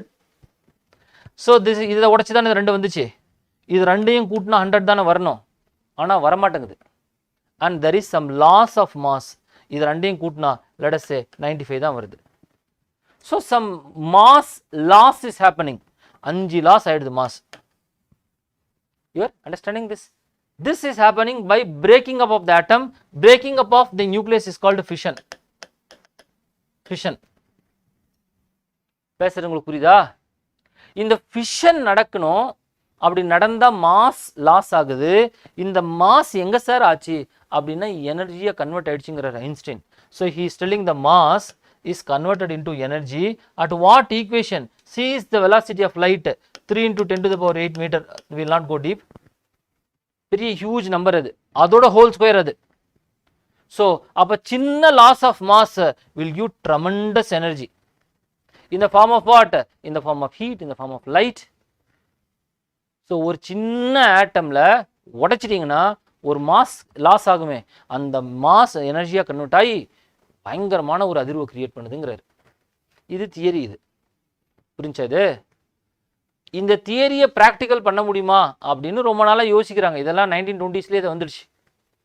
But many people said this is not possible. Okay, how can split an atom? ஒரு atom எப்படி split பண்ண முடியும்? முதல்ல ஆட்டமை பார்க்கவே முடியாது. ஆட்டம் அப்படின்னு ஏன் பேர் வச்சிருக்கான்னா, that cannot be broken. That's why it is called atom. Tom means breaking. Atom means you can't break because that is smallest particle they thought. அதுக்கப்புறம் உள்ள போய் பார்த்தா தான் தெரியுது அதுக்கு எலக்ட்ரான் இருக்குது, புரோட்டான் இருக்குது, நியூட்ரான் இருக்குது. This all. Then how do you divide this atom? Finally they said that it is possible. German Hitler was making efforts to, using science, making efforts to split this atom. And finally, they also found in America also in the year 1939, they said that if Germany finds a device to split this atom, then it can use it for a destructive purpose. அதுக்கு முன்னாடியே நம்ம முந்திக்கிட்டு போய் இந்த atom technology நம்ம master பண்ணணும்னு சொல்லிட்டு Albert Einstein, we all know one person, okay, Albert Einstein, all these people were put together in a separate. Albert Einstein is actually Jew, you must know. Hitler is anti-Jew, persecution of Jew. So Albert Einstein has got one more reason to be part of American experiment, I think. So they undertook an experiment which is called a Manhattan experiment, Manhattan project in America. It is a secret project where they made efforts to find a method to divide this atom, break this atom.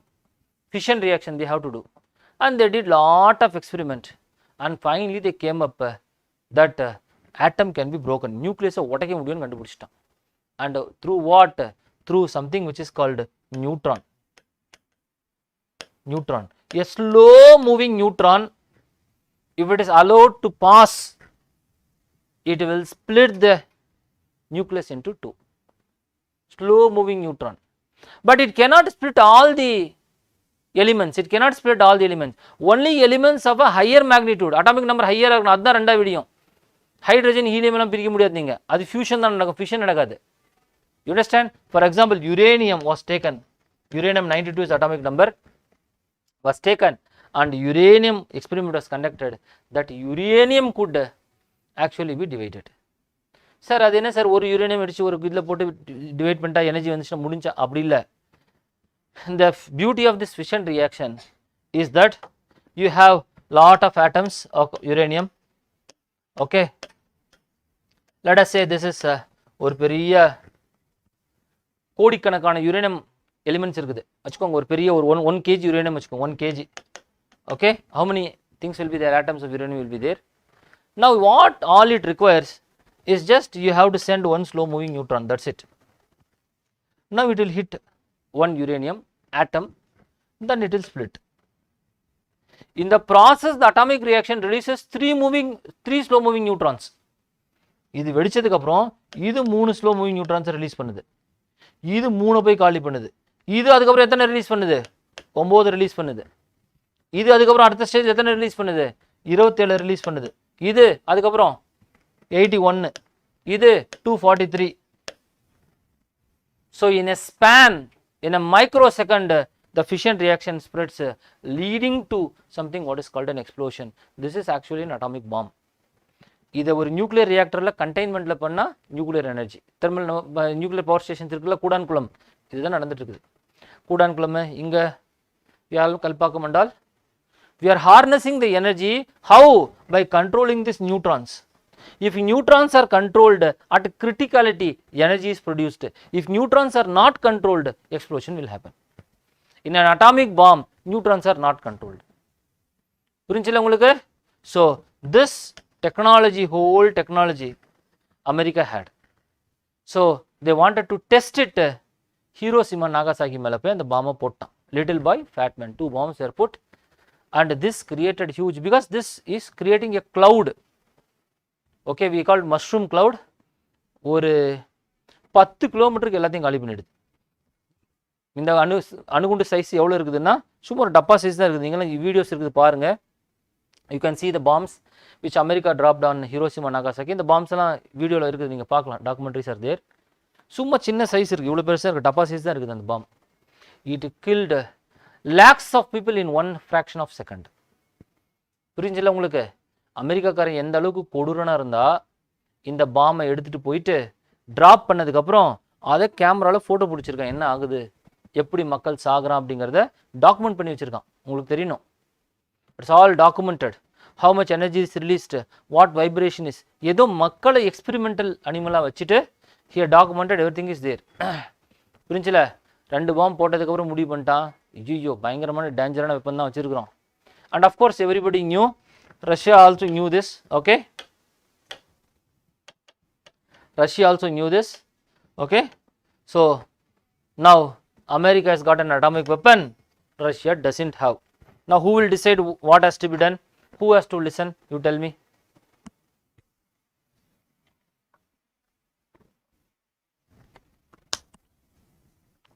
So Russia felt that America is arm twisting. ஒரு அணுகுண்டை வச்சுட்டு இன்டைரக்டாக மிரட்டுறான் அவனை, வேற ஒன்றும் இல்லை.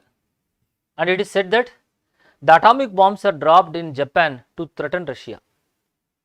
புரிஞ்சில்ல, ஏற்கனவே Japan தோத்து போச்சு, அதுக்கப்புறம் எதுக்கு போய் பாம்பை போட்டிங்கன்னா நாங்கள் ஒரு வச்சிருக்கிறோன்னு உங்களுக்கு எல்லாருக்கும் எப்படி தெரிவிக்கிறது அப்படின்னு சொல்லிட்டு அந்த பாம்பை போட்டதுக்கப்புறம் now USSR feels that okay, now America is having an upper hand. So that is one side. Now this division is happening, that is the second side, second aspect. Third aspect, both America and USSR, they are making vague promises that Russia is saying that we will expand communism, America is telling that we will contain communism. இவன் மானஸ்தனந்து என்ன பண்ணோம், we will expand capitalism சொல்லணும். அதனமா சரி, நான் சாப்பாடு செய்வேன், நான் அந்த பானை போட்டு உடைப்பேன், இது யாருமே தப்பு பண்ணுறான்? சாப்பாடு செய்கிறோன்னா பானை போட்டு உடைக்கிறான், நீயே சாப்பாடு செய்ய. I am spreading my communism, you spread your capitalism. Because communist ideology is fast to spread, capitalist ideology will not spread.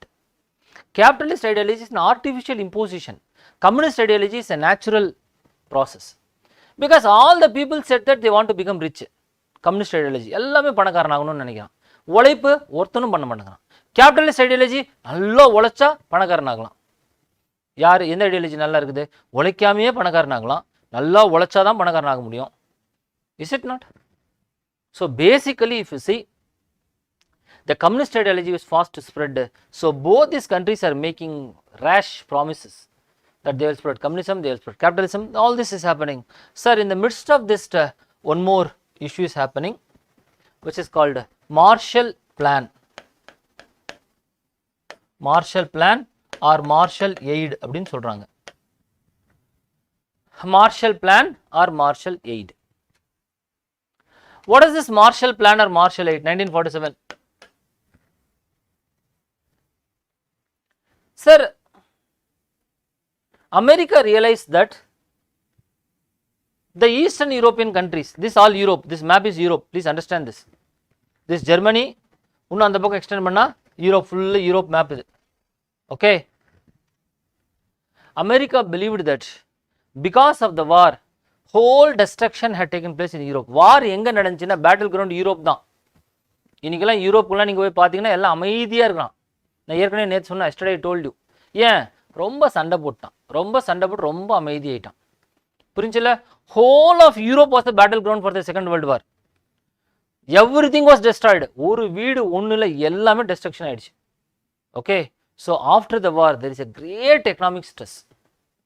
Now whenever there is an economic stress, which idea will spread faster, communism or capitalism? Communist idea will spread faster. So America decided that one way in which we can stop the spread of communism is to somehow take care of this destruction. Somehow reconstruction of Europe has to be done. Reconstruction பண்ணணும். பணம் இல்லைனா communist ஆகிடுவான். அவன் பணத்தை கொடுத்து ஓரளவுக்கு இந்த யூரோப்பை reconstruct பண்ணணும்னு நினைக்கிற America. So that plan is called Marshall aid. Marshall aid is a plan in which America, USA is going to give long term aid to countries in Europe. எங்கிட்ட நீங்கள் பணத்தை வாங்கிக்கலாம், வாங்கிட்டு என்ன பண்ணலாம், ஒரு 25 வருஷம் கழிச்சு திருப்பி கொடுத்தா போதும். நம்மளுக்குலாம் அப்படி ஒருத்தனும் கொடுக்க மாட்டாங்க இல்லை. 25 வருஷம் ஒன்றும் தேவை, இன்ட்ரெஸ்ட்லாம் எதுவுமே தேவை கிடையாது. Okay, repay at your own time, மெதுவாக ரீபே பண்ணணும். And what are you going to use this money for? Building roads, building infrastructures, creating employment avenues, building factories. So இது எல்லாமே எப்படி ஆகும்? கேபிட்டலிஸ்ட் ப்ரொமோட் பண்ணும். பேசுறது உங்களுக்கு புரிஞ்சா? So most of the countries receive the loan. யாரு? எல்லாருமே லோனை ரிசீவ் பண்ணான். பிரிட்டன், பிரான்ஸ் எல்லாமே லோனை வாங்கிட்டான். அது மட்டும் இல்லை, இந்த ஜெர்மனி அந்த பணத்தை வச்சுக்கிட்டு டெவலப் ஆகுறான். இந்த ஜெர்மனி, த western Germany. So communist Russia told all his satellite countries, அவனுக்கு ஒரு நாடு வச்சிருக்கான், விளக்கைங்க, லோனை யாருமே வாங்கக்கூடாதுன்னு சொல்லியிருக்கான். அவன் கொடுப்பான், நீ பசியாக இருப்ப, ஆனால் வாங்கக்கூடாது. புரிஞ்சல உங்களுக்கு? You should not get this loan. So the communist states were deterred from getting this loan. So one side of the Europe, the Western Europe is developing, the Eastern European countries have not developed. Even today that is a scenario. 50 வருஷத்துக்கு முன்னாடி பண்ண பிரச்சனை இதெல்லாம். கொடுக்கும்போதே வாங்கி பணத்தை develop பண்ணியிருந்தானே வழங்கியிருப்பான் அவன். புரிஞ்சா இல்லையா? இப்போ கூட நீங்கள் வெஸ்டர்ன் யூரோப்பியன் டூர் போனீங்கன்னா நல்லா ஜம்முன்னு இருக்கும். ஈஸ்டர்ன் யூரோப்பியன் டூர் போனீங்கன்னா செவரு பெயிண்ட் அடிக்காத செவரு, உடஞ்சி போன ரோடு, துரு பிடிச்ச பிரிட்ஜு இதெல்லாம் இருக்கும். வெஸ்டர்ன் யூரோப் போனீங்கன்னா நல்லா ஜம்முன்னு இருக்கும். புரிஞ்சா இல்லை உங்களுக்கு? அப்படி சொல்லணும்னா ஈஸ்டர்ன் யூரோப் போனால் இந்தியா மாதிரி தெரியுது அப்படிங்கிறான். 2 பேரும் சேர்ந்துக்கிட்டு. இந்தியாவில் நீங்கள் வேறு ஒரு ஏதாச்சும் ஒரு ஸ்டேட்டில் ட்ராவல் பண்ண மாதிரி தெரியும்னு நினைக்கிறேன். Okay, so here the Western European countries developed, Eastern European countries did not develop. Why? They did not receive the aid. So the Marshall aid divided Europe into 2 blocks. ஒரு பக்கம் கேபிட்டலிஸ்ட் பிளாக்காகவும் இன்னொரு பக்கம் communist black. யூரோப்பவே 2ஆக பிரிச்சிடுச்சு. ஒரு side நல்ல வளமையான Europe, இன்னொரு side ரொம்ப ஒரு தீஞ்சி போன ஓஞ்சி போன யூரோப்பு. புரிஞ்சா? சரி சார், இது இதோட நிப்பாட்டிருந்தா பிரச்சனை இல்லை. ஜெர்மனியே 2ஆக பிரிஞ்சு போச்சு. Western Germany is well, even today it is like this only. Western Germany industrialised Germany, well developed Germany. Eastern Germany nothing. சரி, இப்போ ஜெர்மன் மக்களே பார்க்குறான், ஒருத்தர் நல்லா இருக்கான், ஒருத்தர் நல்லா இல்லை. ஏன்? என்ன ரூல் பண்ணுறவன் கேபிட்டலிஸ்ட்டு, என்ன ரூல் பண்ணுறவன் கம்யூனிஸ்ட்டு. மாமா பணக்காரனாக இருக்கான், சித்தப்பு ஏழையாக இருக்கான். ஏன்? ஜெர்மனிலே பிரிஞ்சு கிடக்கிறான், வேலை ஒன்றும் இல்லை. புரிஞ்சில்ல உங்களுக்கு? So lot of people were attracted by the capitalist idea now. So many people wanted to go to the capitalist because it gives them comfort.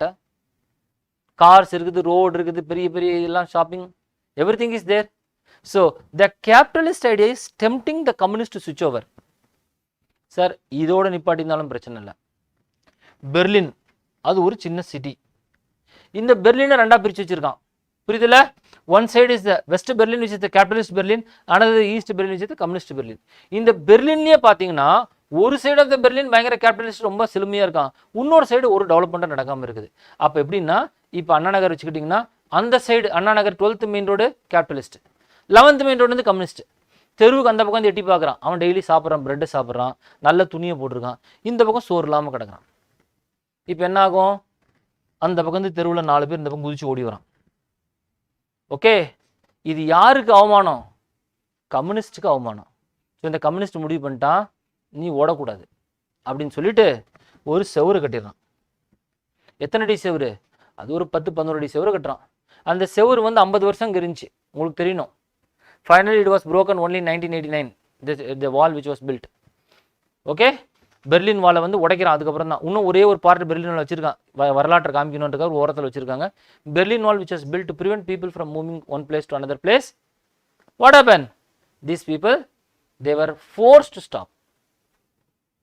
Okay, so the weakness of communism is exposed. So this creates a big issue. So communists decide that they wanted to do something. அவங்க ஒரு பாடம் கற்பிக்கணும்னு நினைக்கிறாங்க கேபிட்டலிஸ்ட்டுக்கு. So what happens? இது என்னது? Capitalist Berlin, இது ஃபுல்லாகவே communist state. இவங்க 2 பேருக்கும் கனெக்டடாக ஒரு ரயில்வே லைன் இருக்குது. கேபிட்டலிஸ்ட் ஜெர்மனிலேருந்தும் கேபிட்டலிஸ்ட் பெர்லின் போகிறதுக்கு ஒரு ரயில்வே லைன் இருக்குது.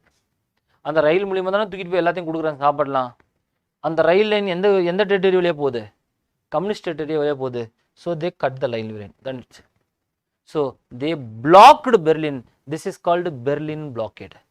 So Berlin blockade happens, okay, in the year 1948 to 49. ஒரு வருஷம் blockade இருக்குது. Berlin blockade 1948 to 1949.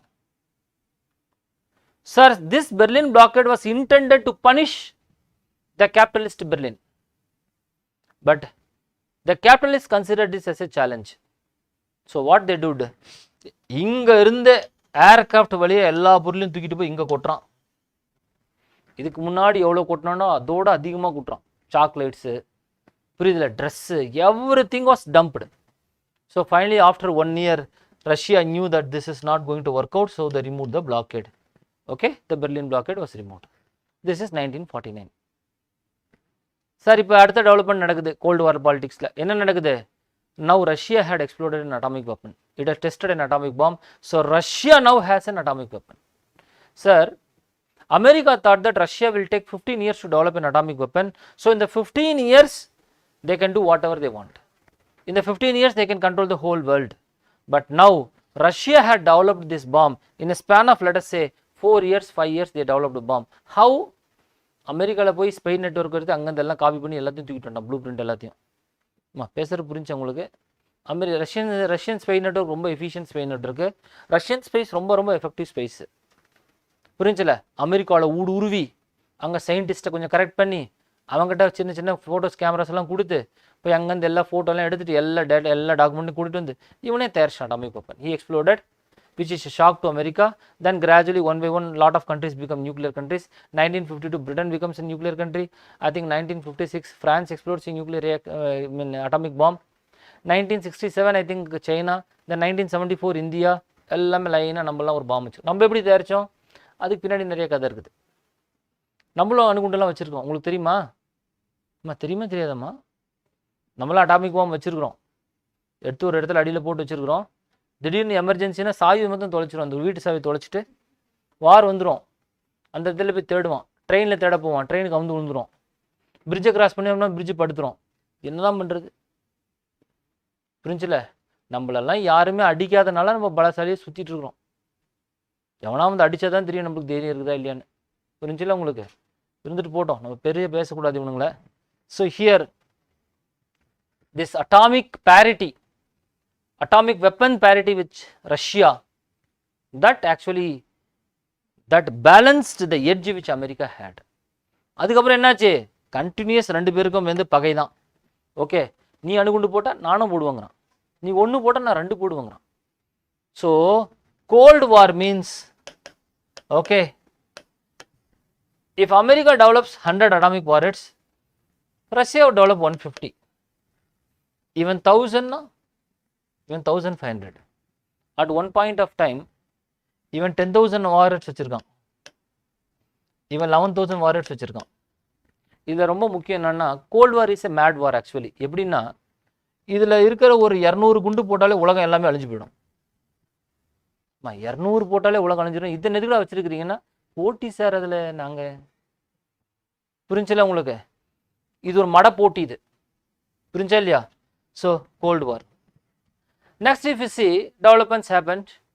One development is that in the year 1953, Stalin dies. The long, strong dictator of Russia, he perished. அதுக்கப்புறம் Russia கொஞ்சம் அமைதியாகுது, கொஞ்சம். ஆனால் America அமைதியாகலை. அமெரிக்காவில் இதை வச்சே இப்போ நம்ம ஊரில் தமிழ்நாட்டிலலாம் பாலிடிக்ஸில் ஃபஸ்ட்லாம் எலெக்ஷன் நடந்துச்சுன்னா காவிரி பிரச்சனையை வச்சு ஓட்டு கேட்பான். அதுக்கப்புறம் கொஞ்ச நாள் எல்டிடி வச்சு ஓட்டு கேட்டுட்டு இருந்தான். இப்போ என்ன வச்சு கேட்குறான்னு எனக்கே தெரியல. பிஜேபி வச்சு ஓட்டு கேட்பானு தெரியல எனக்கு. தமிழ்நாட்டில் வந்து காவிரி தண்ணி கொண்டு வரலன்னா அப்புறம் நீங்கள் எனக்கு ஓட்டு போடாதீங்க. Elect us to power will bring Kaveri water to Tamil Nadu. புரிஞ்சல? அமெரிக்காவில் எதை வச்சு எலெக்ஷன்லாம் ஃபைட் பண்ணுறான்னா, கம்யூனிஸ்ட்டை நான் ஒழிச்சிருவேன், கம்யூனிஸ்ட்டை தெருவா ஓட விட்டுருவேன் அப்படின்னு சொல்லிட்டு ஓட்ட கேட்குறான். எல்லா பார்ட்டியும் அப்படி தான். They came to power using the anti-communist ideology. They came. So America, after the death of Stalin, America thought that of course we have a big lead. But all this is nullified by an incident which is called Cuban Missile Crisis.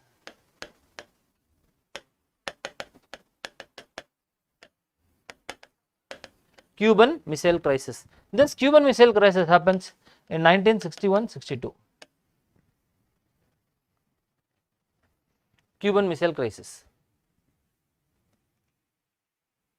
What is this Cuban Missile Crisis? So both these countries, they wanted to keep a checks and balances. You understand? USA is present here in one corner. This is North America. This is South America. Then we have Pacific Ocean. This is the whole of Europe. Okay. This is whole of Africa. Then the whole of Asia. Okay. Which is Russia? Russia starts from here. The whole. இது வரைக்கும் Russia, இங்கேயும் Russia இருக்குது. Okay. So this is the Atlantic Ocean. This is the Pacific Ocean. போர்டுக்கு பின்னாடி வரைக்கும் இருக்கு Pacific Ocean. Okay. This is the Indian Ocean. That is the Arctic Ocean on the top. Now you see the problem. Russia is a transcontinental country. So the American influence is all present in Russia itself. In the borders of Russia also, the American influence is there. Okay, there is a country which is called Turkey here. Turkey is an ally of USA, so they had placed weapons here, nuclear warheads here. Who? America. So the nuclear warheads are at the border of Russia itself.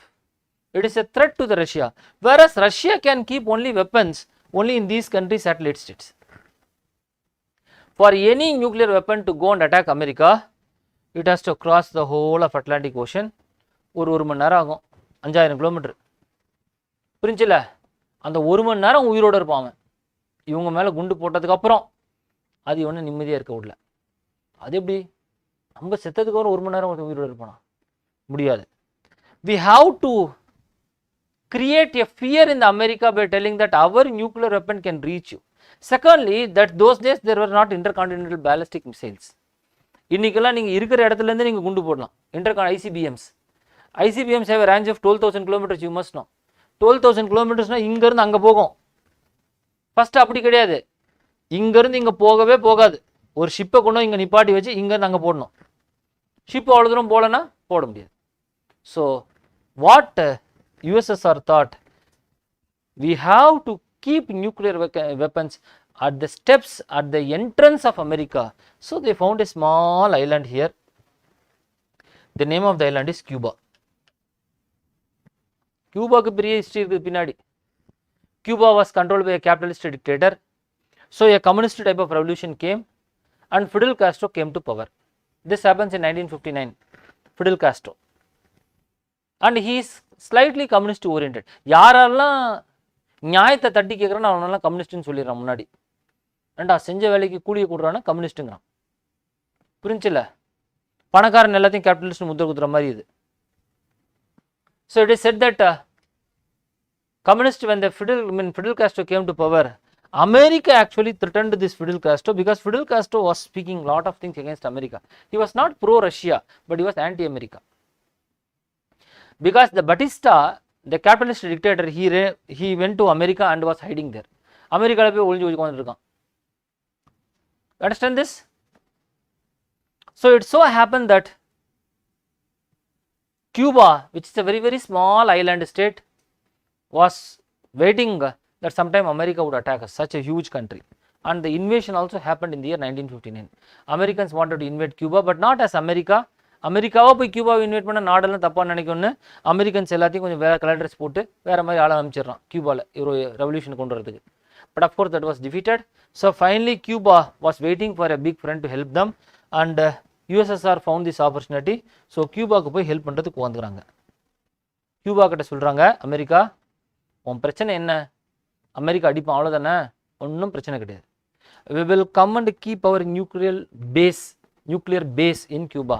So a nuclear base was established in Cuba and America did not know it for long. Nuclear missiles எல்லாம் establish பண்ணி ஒரு 15 நாள் 20 நாள் இருக்குது வேலை முடியறதுக்கு. அப்போ அமெரிக்காவுக்கு தெரிஞ்சு போகுது நியூக்ளியர் வெப்பன்ஸ் இங்கே இன்ஸ்டால் பண்ணிட்டு இருக்காங்கன்னு. So America creates one of the biggest crisis. The world was pushed into the third world war. The world was pushed into the third world war. This happens in 1962. This is called the Cuban Missile Crisis. Cuban Missile Crisis.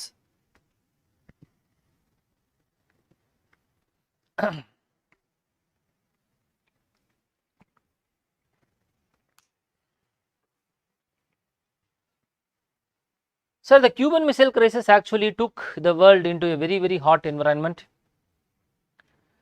Negotiation could not be held because there is no open telephone line between the America and USSR. ரெண்டு பேரும் பேச முடியாது leadership. Messenger மூலியமாக போனோம். இவன் ஒன்று சொன்னான், அவன் ஒன்று சொல்கிறான். America thought that it is a threat. America decided that it has to bomb this Cuban missile bases and finish it off. Very easy option இல்லை, ரொம்ப ஈஸியான ஆப்ஷன். பட் அங்கே கொஞ்சம் ரஷ்யன்ஸை உட்காந்துருக்கான்.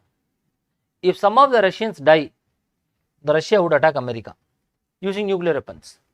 America would attack Russia using nuclear weapons. The world will be into the third world war. சரி, option அது ruled out. Bombing is ruled out. But American military is telling that we should bomb them. அமெரிக்காவில் என்ன பண்ணுறாங்க? Kennedy தான் president இருந்தப்ப. Okay, அவர்கிட்ட எல்லாம் வந்து சொல்கிறாங்க, சார் அதை பாம்பு போட்டு முடிச்சிருவோம் சார், கதையை முடிச்சிருவோம் சார், ஒரு அரை மணி நேரம் வேலைக்கு ஏன் சார் இவ்வளோ யோசிக்கிறீங்கிறாங்க. But is thinking what if you bomb, what if Russia attacks. Sir நம்ம அவன் மேலே பாம்பு போடுவோங்கிறான். மிலிட்ரி ஜென்ரல்ஸ்லாம் சேர்ந்துட்டு, யோ பாம்பு போட்டால் சாகிறவனுக்கு யாரையா பதில் சொல்கிறதுன்னா நம்ம அவனை கொண்டுருவோம் சார். மிலிட்ரி யோசிக்கிறான், அதெல்லாம் ஒன்றும் வேண்டாம், அந்த ஆணியே பிடுங்க வேண்டாம், அப்படியே இருக்கட்டும். டிப்ளமேட்டிக் சேனல்ஸில் பேசுவோமா? பேசலாம். யாரை வச்சு பேசுறது? ரெண்டு பேரும் நேராக பேசிக்கிறது இல்லை. இப்போல்லாம் லீடர்ஸ் எல்லாம் அவனுங்களே ஃபோன் அடிச்சு பேசலாம். இப்போல்லாம் செல்ஃபோன் வச்சிருக்காங்க எல்லாமே. ட்விட்டர் அக்கௌண்ட்டில் ட்விட்டரில் இங்கே போடலாம், ஹாய் ஹவ் யூ படி அப்படின்னு அனுப்பு. புரிஞ்சில? Those days we did not have all that. So what do we do? That also is blocked. Third option ஒன்று இருக்குது அமெரிக்கா கிட்ட. What is the third option? இங்கே வந்து இவங்க நியூக்ளியர் வெப்பன்ஸ் எல்லாம் வச்சிருக்கிறான்னு உலகத்துக்கே சொல்லிட்டா, what if you expose the presence of the nuclear weapon? இந்த நியூக்ளியர் வெப்பன்லாம் வச்சிருக்கிறதுக்கு ப்ரூஃபோட நம்ம உலகத்துக்கு காமிச்சிட்டா, ப்ரூஃப் என்ன? ஃபோட்டோ. நியூக்ளியர் வெப்பன் வச்சிருக்கிறதெல்லாம் ஃபோட்டோ எடுத்திருக்கோம். ஆனால் இதில் என்ன பிரச்சனை? இந்த ஃபோட்டோ அமெரிக்காவுக்கு எப்படி கிடைச்சிங்கிறது தான். இப்போ அமெரிக்கன் ஸ்பைஸ் தான் போய் இந்த ஃபோட்டோ எடுத்திருக்கான். அப்போ ஸ்பைஸ்க்கு கியூபாவில் என்னடா வேலைன்னு கேட்டால் அதுக்கு பதில் கிடையாது. ஸோ இது ஒரு பெரிய டிப்ளமேட்டிக் ஒரு confusion. Finally this diplomatic confusion was solved by some good sense between these two leadership. புரியுதுல? என்ன சார் ஆச்சு? Russia decided to remove this Cuban missiles from Cuba. Sir ரஷ்யாவுக்கு என்ன கேட்ச்? அதுக்கு Russia said that all this missiles which are placed in Turkey that has to be removed. நீங்கள் உங்கள் missile எடுத்துருங்க, நான் என் மிசைல் எடுத்துடுறேன். Agreed.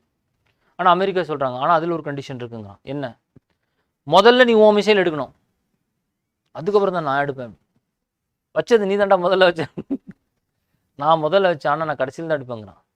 Russia said okay we will remove it.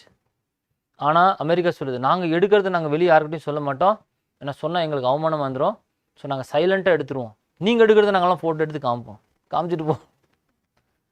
So the missiles which R removed from Cuba was known. Gradually after 6 months time only America removed this.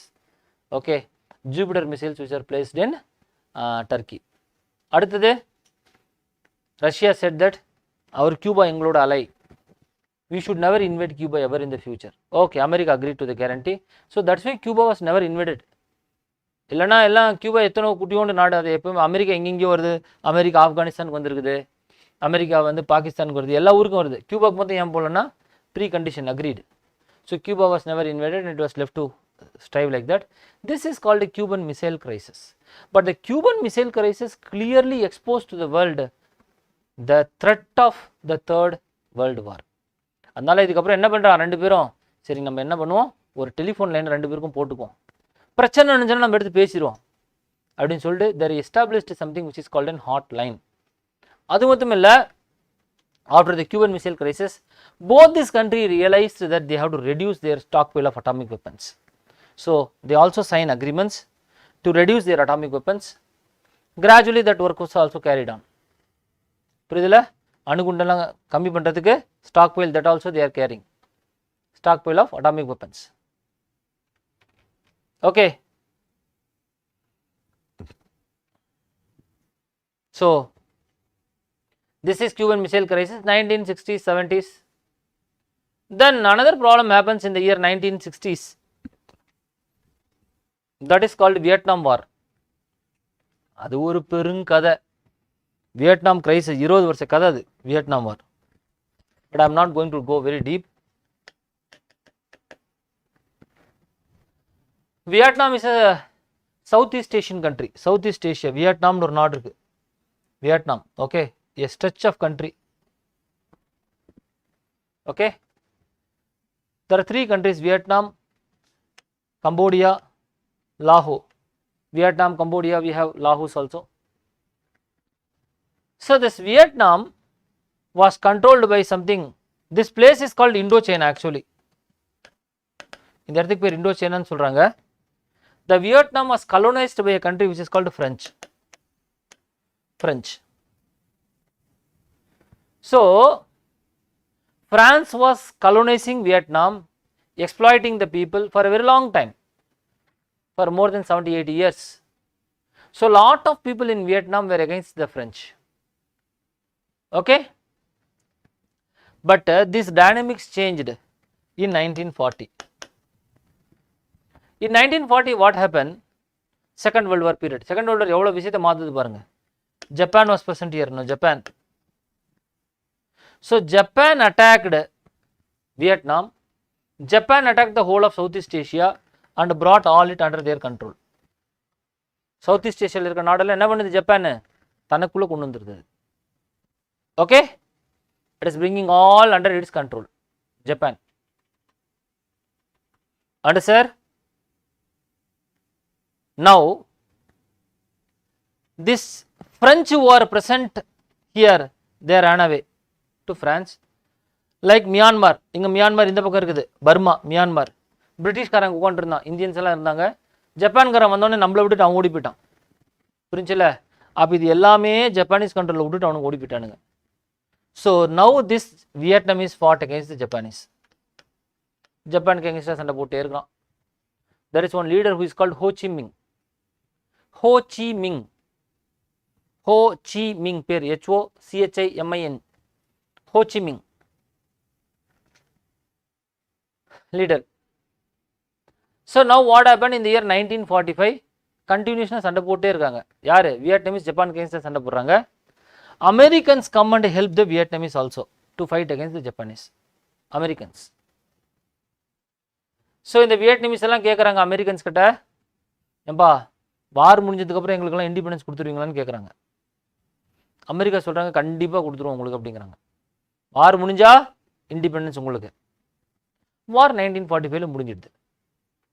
ஜப்பான்காரன் ஓடி போயிடுறான் அங்கேருந்து. ஜப்பான்காரன் போயிட்டான், வார் முடிஞ்சு போச்சு. ஃப்ரெஞ்சுக்காரன் திருப்பி வந்து இங்கே உட்காந்துக்கிறான். இது you directly take over control again of Vietnam. So now the Vietnamese fight against French and America instead of supporting the Vietnamese it supports French. புரிஞ்சா உங்களுக்கு? ஸோ 1945லேருந்து 1956 ஒரு 11 வருஷம் தேவையில்லாத பிரச்சனை நடந்துகிட்டே இருக்குது. Then finally it is agreed by the French government that elections would be held in 1956. ஒரு வருஷம் கழிச்சு எலெக்ஷன் நடத்துவோம். இந்த எலெக்ஷனில் யார் ஜெயிக்கிறாங்களோ அவங்க வந்து ஆட்சியை பிடிச்சிக்கோங்க. கம்யூனிஸ்ட் ஜெயிச்சா நீங்கள் ஆட்சியை பிடிச்சிக்கோங்க. ஹோ Chi Ming become a communist, eventually he become a communist. Because இந்த நார்த்தில் வந்து சைனா இருக்குது, சைனாலேருந்து நிறைய சப்போர்ட் வந்துட்டு இருக்குது ஹோ சி மிங்க்கு. ஓகே, ஸோ இந்த communist if they you come to power, if you have support you form the government. So finally before the elections could be held, when the elections could be held, French government cancels it.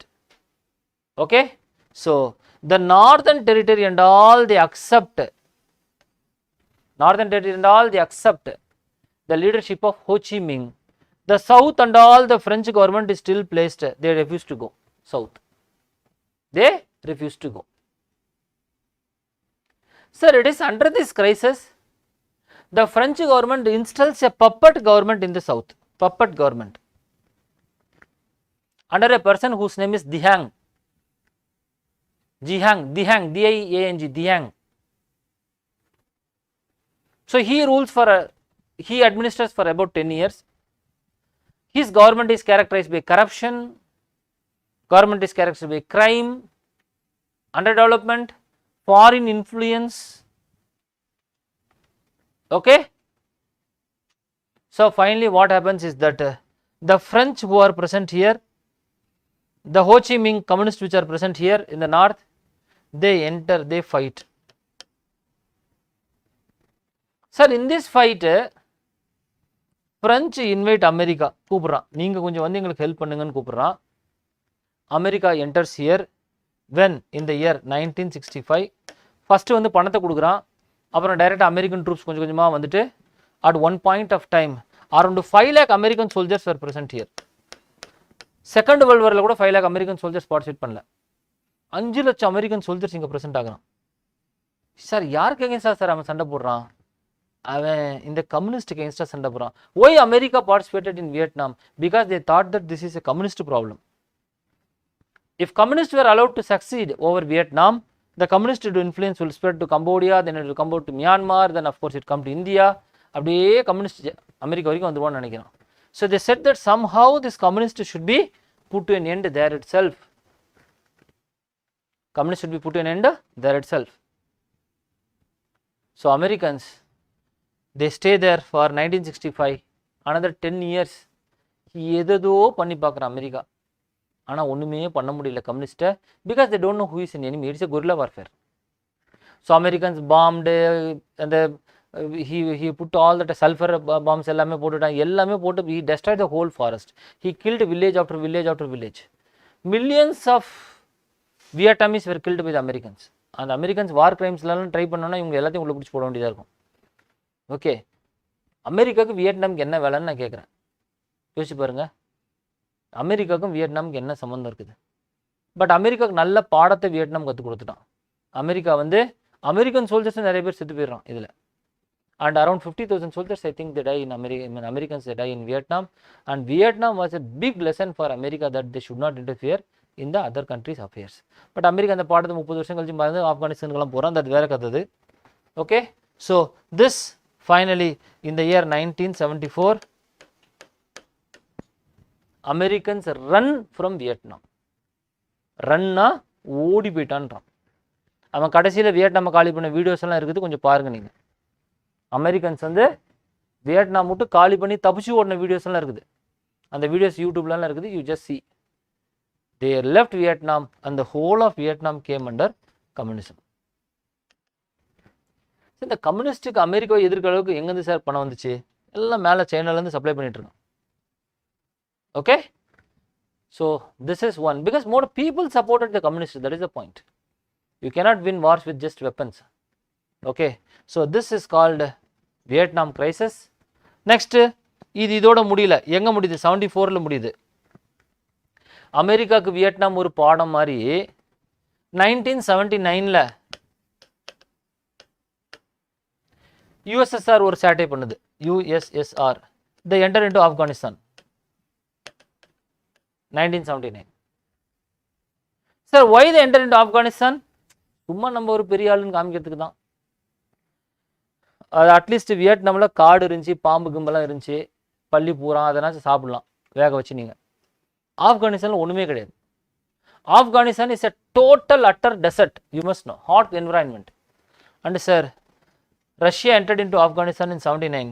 Up to 88 it was there. 1979 to 88, 10 வருஷம். 10 வருஷத்தில் ஆப்கானிஸ்தானை பிடிச்சிட்டாங்களா sir? ஒன்றுமே பண்ண முடியல. 10 வருஷம் கழிச்சு Russians Afghanistan விட்டு ஓடி போயிட்டான். ஏன் சார்? ஆப்கானிஸ்தானில் யாருமே ஒன்றுமே பண்ண முடியாது. அதுதான் வரலாற்றிலே பார்த்தீங்கன்னா nobody had ever defeated Afghans in Afghanistan, because you don't know who is an Afghan, who is not an Afghan. You don't know where are these people living. எல்லாம் ஃபாரஸ்ட்டில் இருக்கா, நைட் வந்து அட்டாக் பண்ணிட்டு ஓடி போயிடுறான்.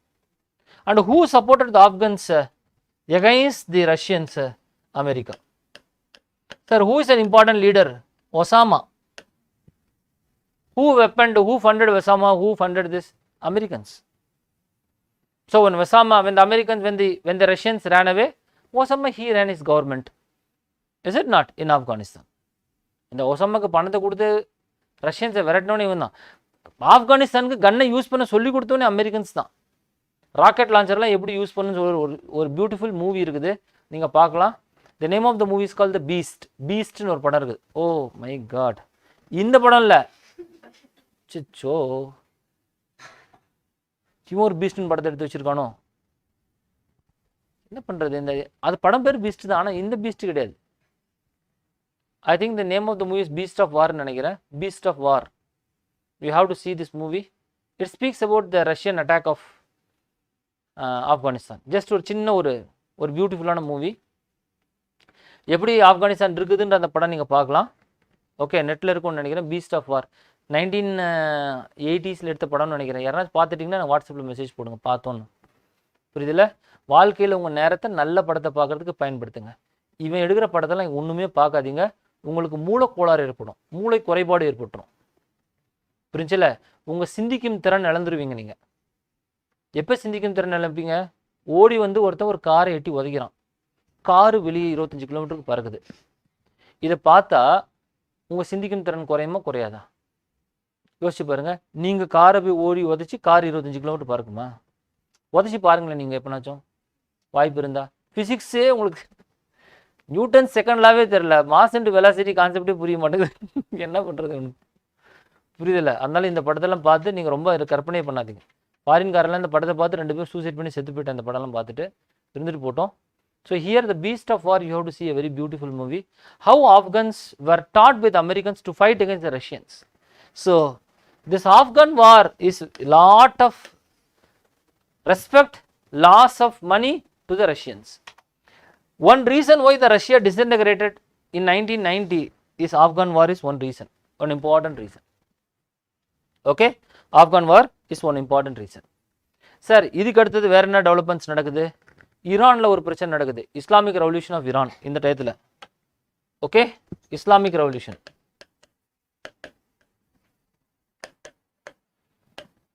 Here 1979, இது ஒரு பெரிய அதுக்கு கவுண்டர் கரன்சி. இதெல்லாம் America actually controlled Iran, okay, under a ruler who is called Shah, who simply referred as Shah. He was an American American sympathizer, and westernization was there in Iran for around, let us say, for 30, 40, 50 years. The whole of Iran was under the influence of America. Iran is actually an Islamic state, for information. Here they have Shia Muslims. Lot of Muslims who are called as Shia. Muslims are divided into two sects, Shia and Sunni. Shia Muslims. But one group of the society was not in pact with the American modernization or westernization. They were always angry against the Americans. So finally in the year 1979, a revolution takes place in Iran. This is called an Islamic revolution, in which they topple the American regime, legacy, and finally they put it in Islamic government there. Till today it is a government which is existing, Iran. புரிஞ்சல? இன்னைக்கு வரைக்கும் religious leaders தான் ஈரானை rule பண்ணிட்டு இருக்காங்க. It is a theocracy, a theocratic state. Okay, till today. Sir, where na sir nadanchi? Then starting from 1980s to 1990s, we have something which is called USSR disintegration. Disintegration of udanji pochinu artham. What are the reasons? Number 1, weakness of communism. Number 2, weakness of communist polity.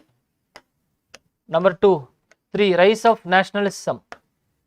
Number 4, Cold War. நிறைய காரணம் சொல்லிட்டே போலாம். First, weakness of communism as an economic model. Weakness of communism as a political model. Number 3, rise of nationalism. Rise of nationalism in the satellite states. Number 4, Cold War and its policies. Number 5, policy of Mikhail Gorbachev. Policies of Mikhail Gorbachev. Briefly, I will tell 2 minutes about all this. First, this communism has got lot of advantages, I told you. What? Communism wants for everybody, for all, by all, எல்லாமே நல்லா இருக்குது. But the communist state has some weakness also. Number 1, the communist state never encourages private property.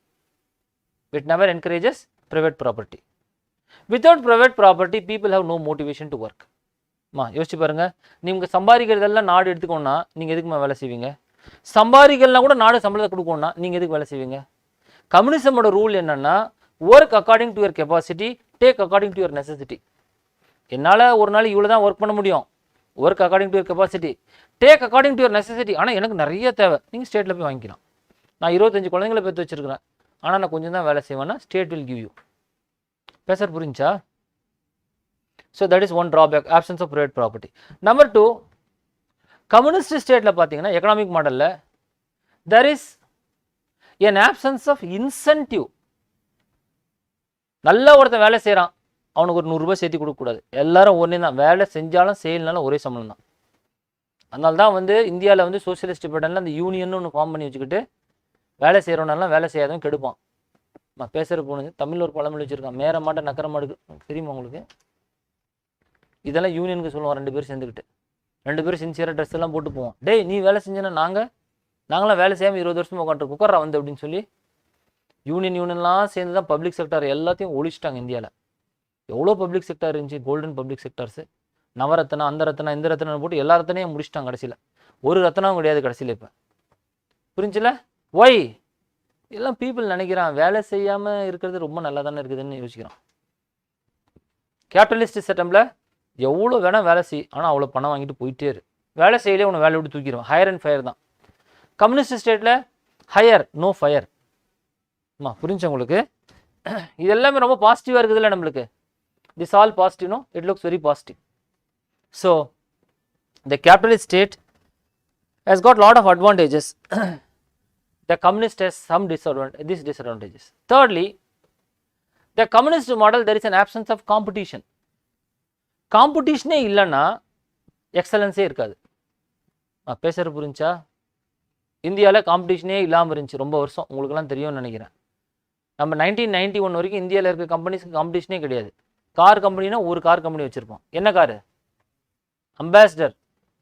மாருதிலாம் பின்னாடி வந்துச்சு, 1980s வந்துச்சு மாருதி. ஒரே brand தான் ambassador. அவனுக்கு காம்படிஷனே கிடையாது.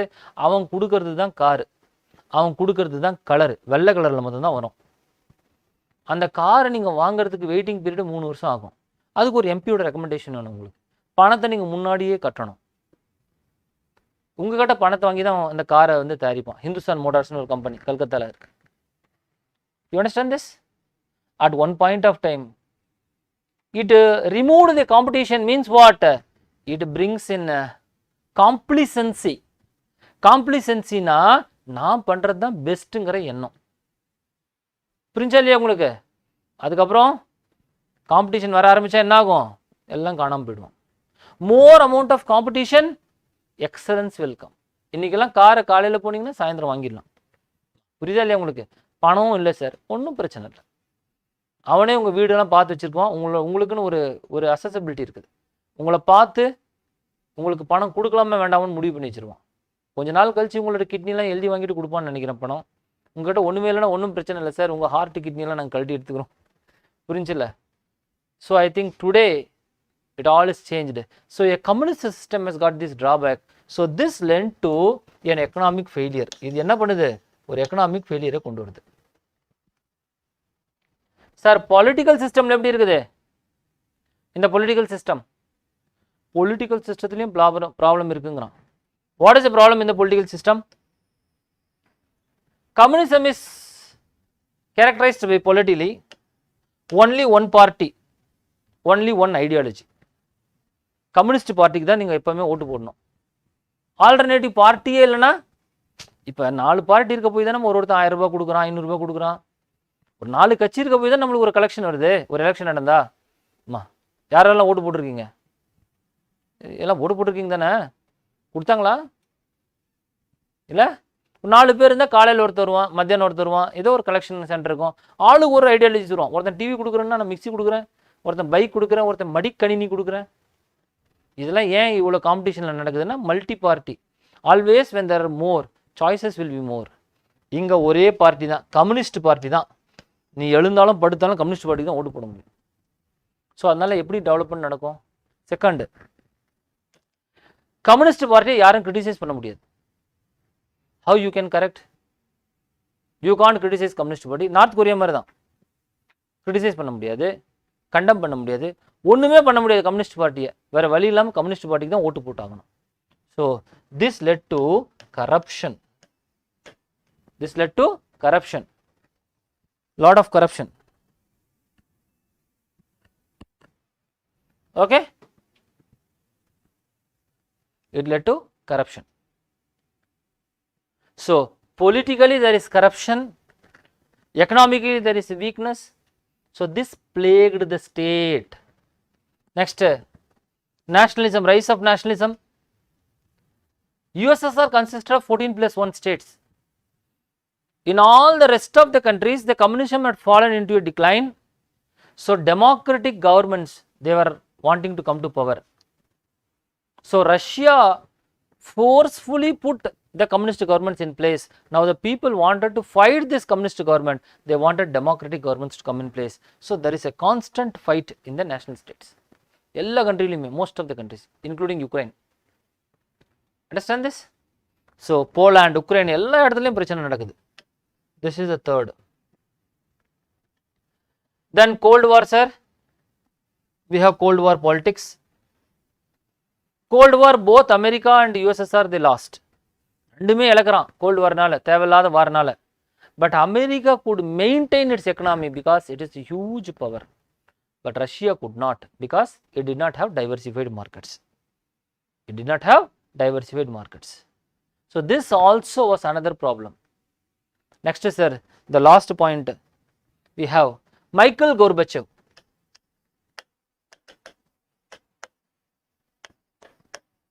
Michael Gorbachev. I will simply refer as MG, Michael Gorbachev. He was elected as the president of USSR. The election of Michael Gorbachev created problems. Election of Michael Gorbachev. Okay? The election of Michael Gorbachev. It created problems. Enna problems? Sir, Michael Gorbachev, he said, he has to give solutions to all the problems. இவ்வளோ problems இருக்குதுல்ல இங்கே, economic problem every thing. So he wanted to give solutions. அதுதான் பிரச்சனை. அவர் solution கொடுக்க போனா பிரச்சனை வந்துடுச்சு. First, சொசைட்டியில் என்ன, எக்கனாமிக்கில் என்ன problem? Economically people have no private property, no incentive. So he said incentive கொடுக்கலாம், ப்ரைவேட் ப்ராப்பர்ட்டி கொஞ்சம் வச்சுக்கலாம், limited property was allowed. So the industries whenever they are making profit, the profit could be shared by the employees. So he introduced a new law which is called LOSE, Law of State Enterprise. He introduced a new law which is called as Law of State Enterprise.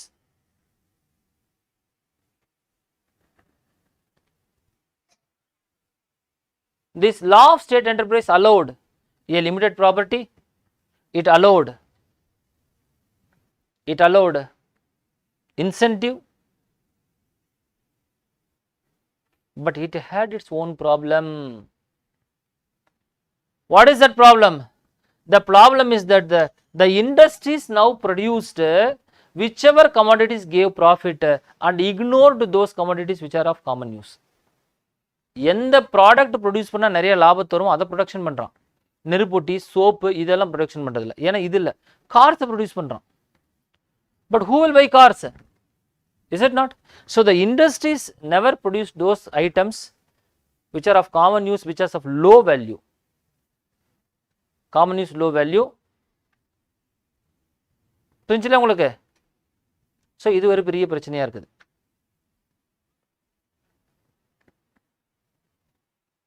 Okay, next, so he introduces these reforms. These reforms are called as, just I will use the words, okay, one is Pristorica, another is Glasnost. அதுக்கு பேர் வச்சிருக்காங்க, Russian பேர். Pristorica, Glasnost. பிரிஸ்டோரிக்கான்னா என்ன அர்த்தம்னா ரீஸ்ட்ரக்சரிங்னு அர்த்தம். Restructuring of the economy, restructuring of the economy.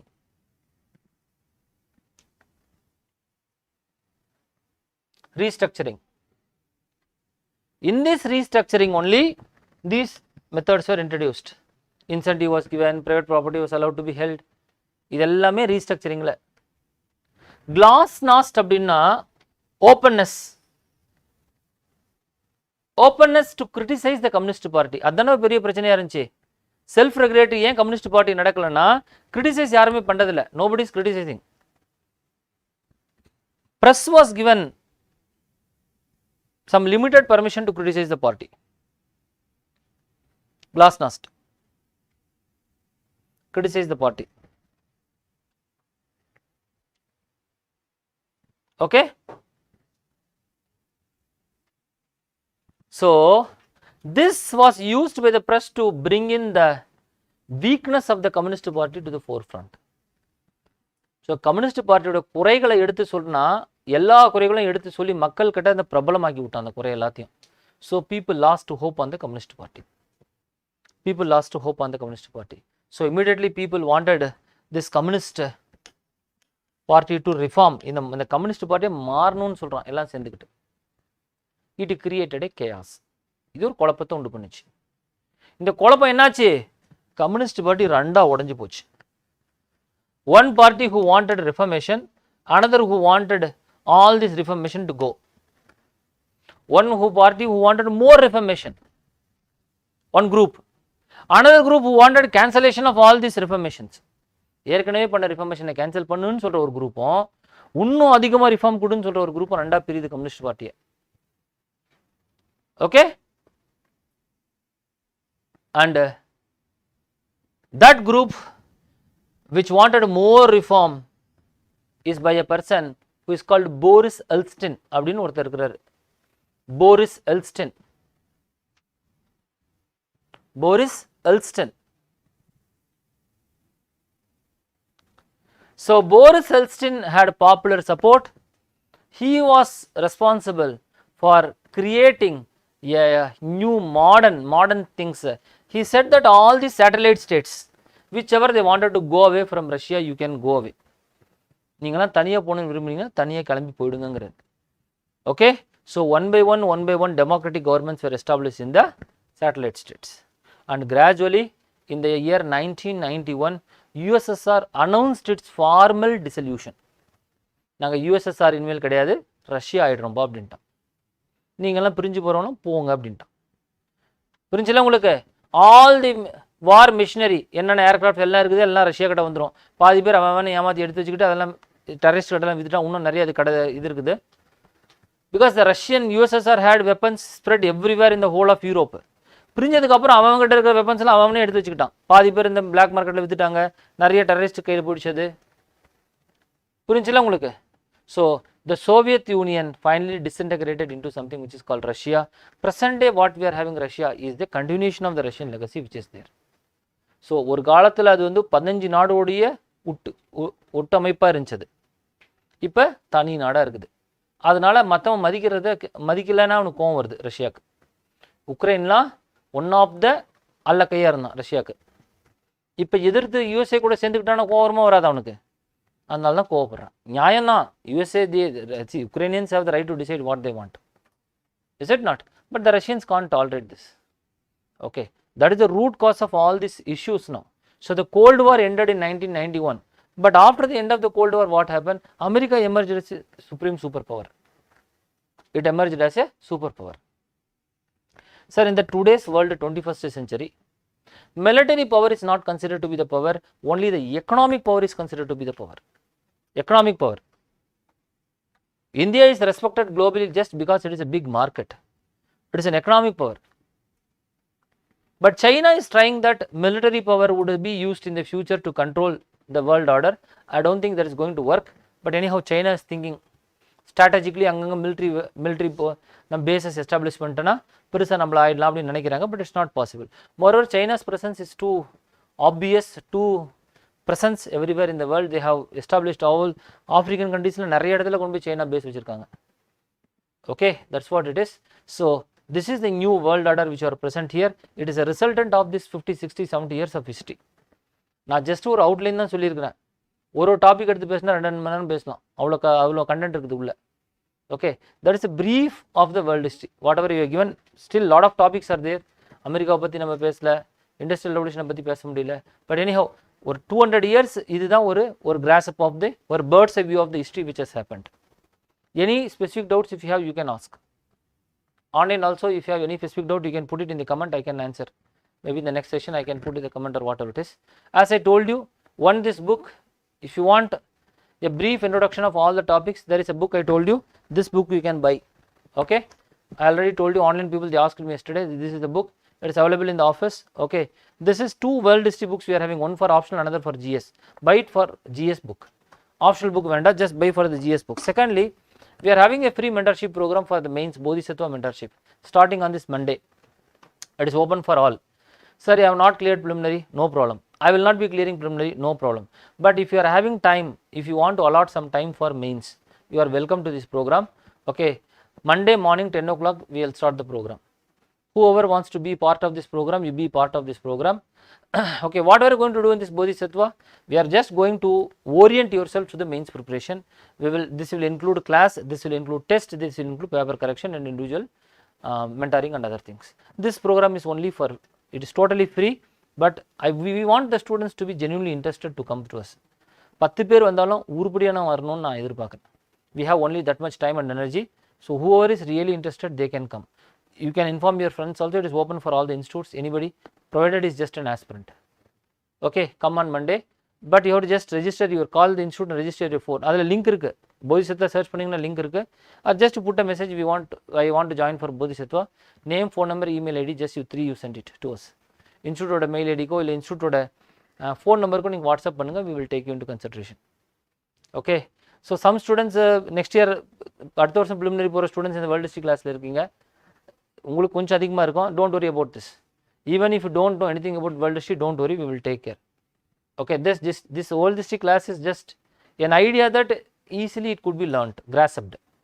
பெரிய ஒரு கஷ்டம் இல்லைன்னு ப்ரூவ் பண்ணுறதுக்காக தான் இந்த வேர்ல்டு ஹிஸ்ட்ரி கிளாஸ் நம்ம வச்சுருக்கோம். Okay. So any doubt you are having? சந்தேகம்? Islamic Revolution, the Arab Spring, same thing? No, Islamic Revolution is 79. Arab Spring is post 2000. But Islamic Revolution is removal of the Western culture and other things from Iran. Arab Spring is the bringing of the democracy, expression of liberty. Arab Spring are done later. Arab Spring is all the Arab countries where they felt that they are exposed to the democratic ideas. That is called an Arab Spring. It happened in many countries. Okay. Any doubt? Okay. We'll see. We'll conclude here. Thank you. All the very best. Okay.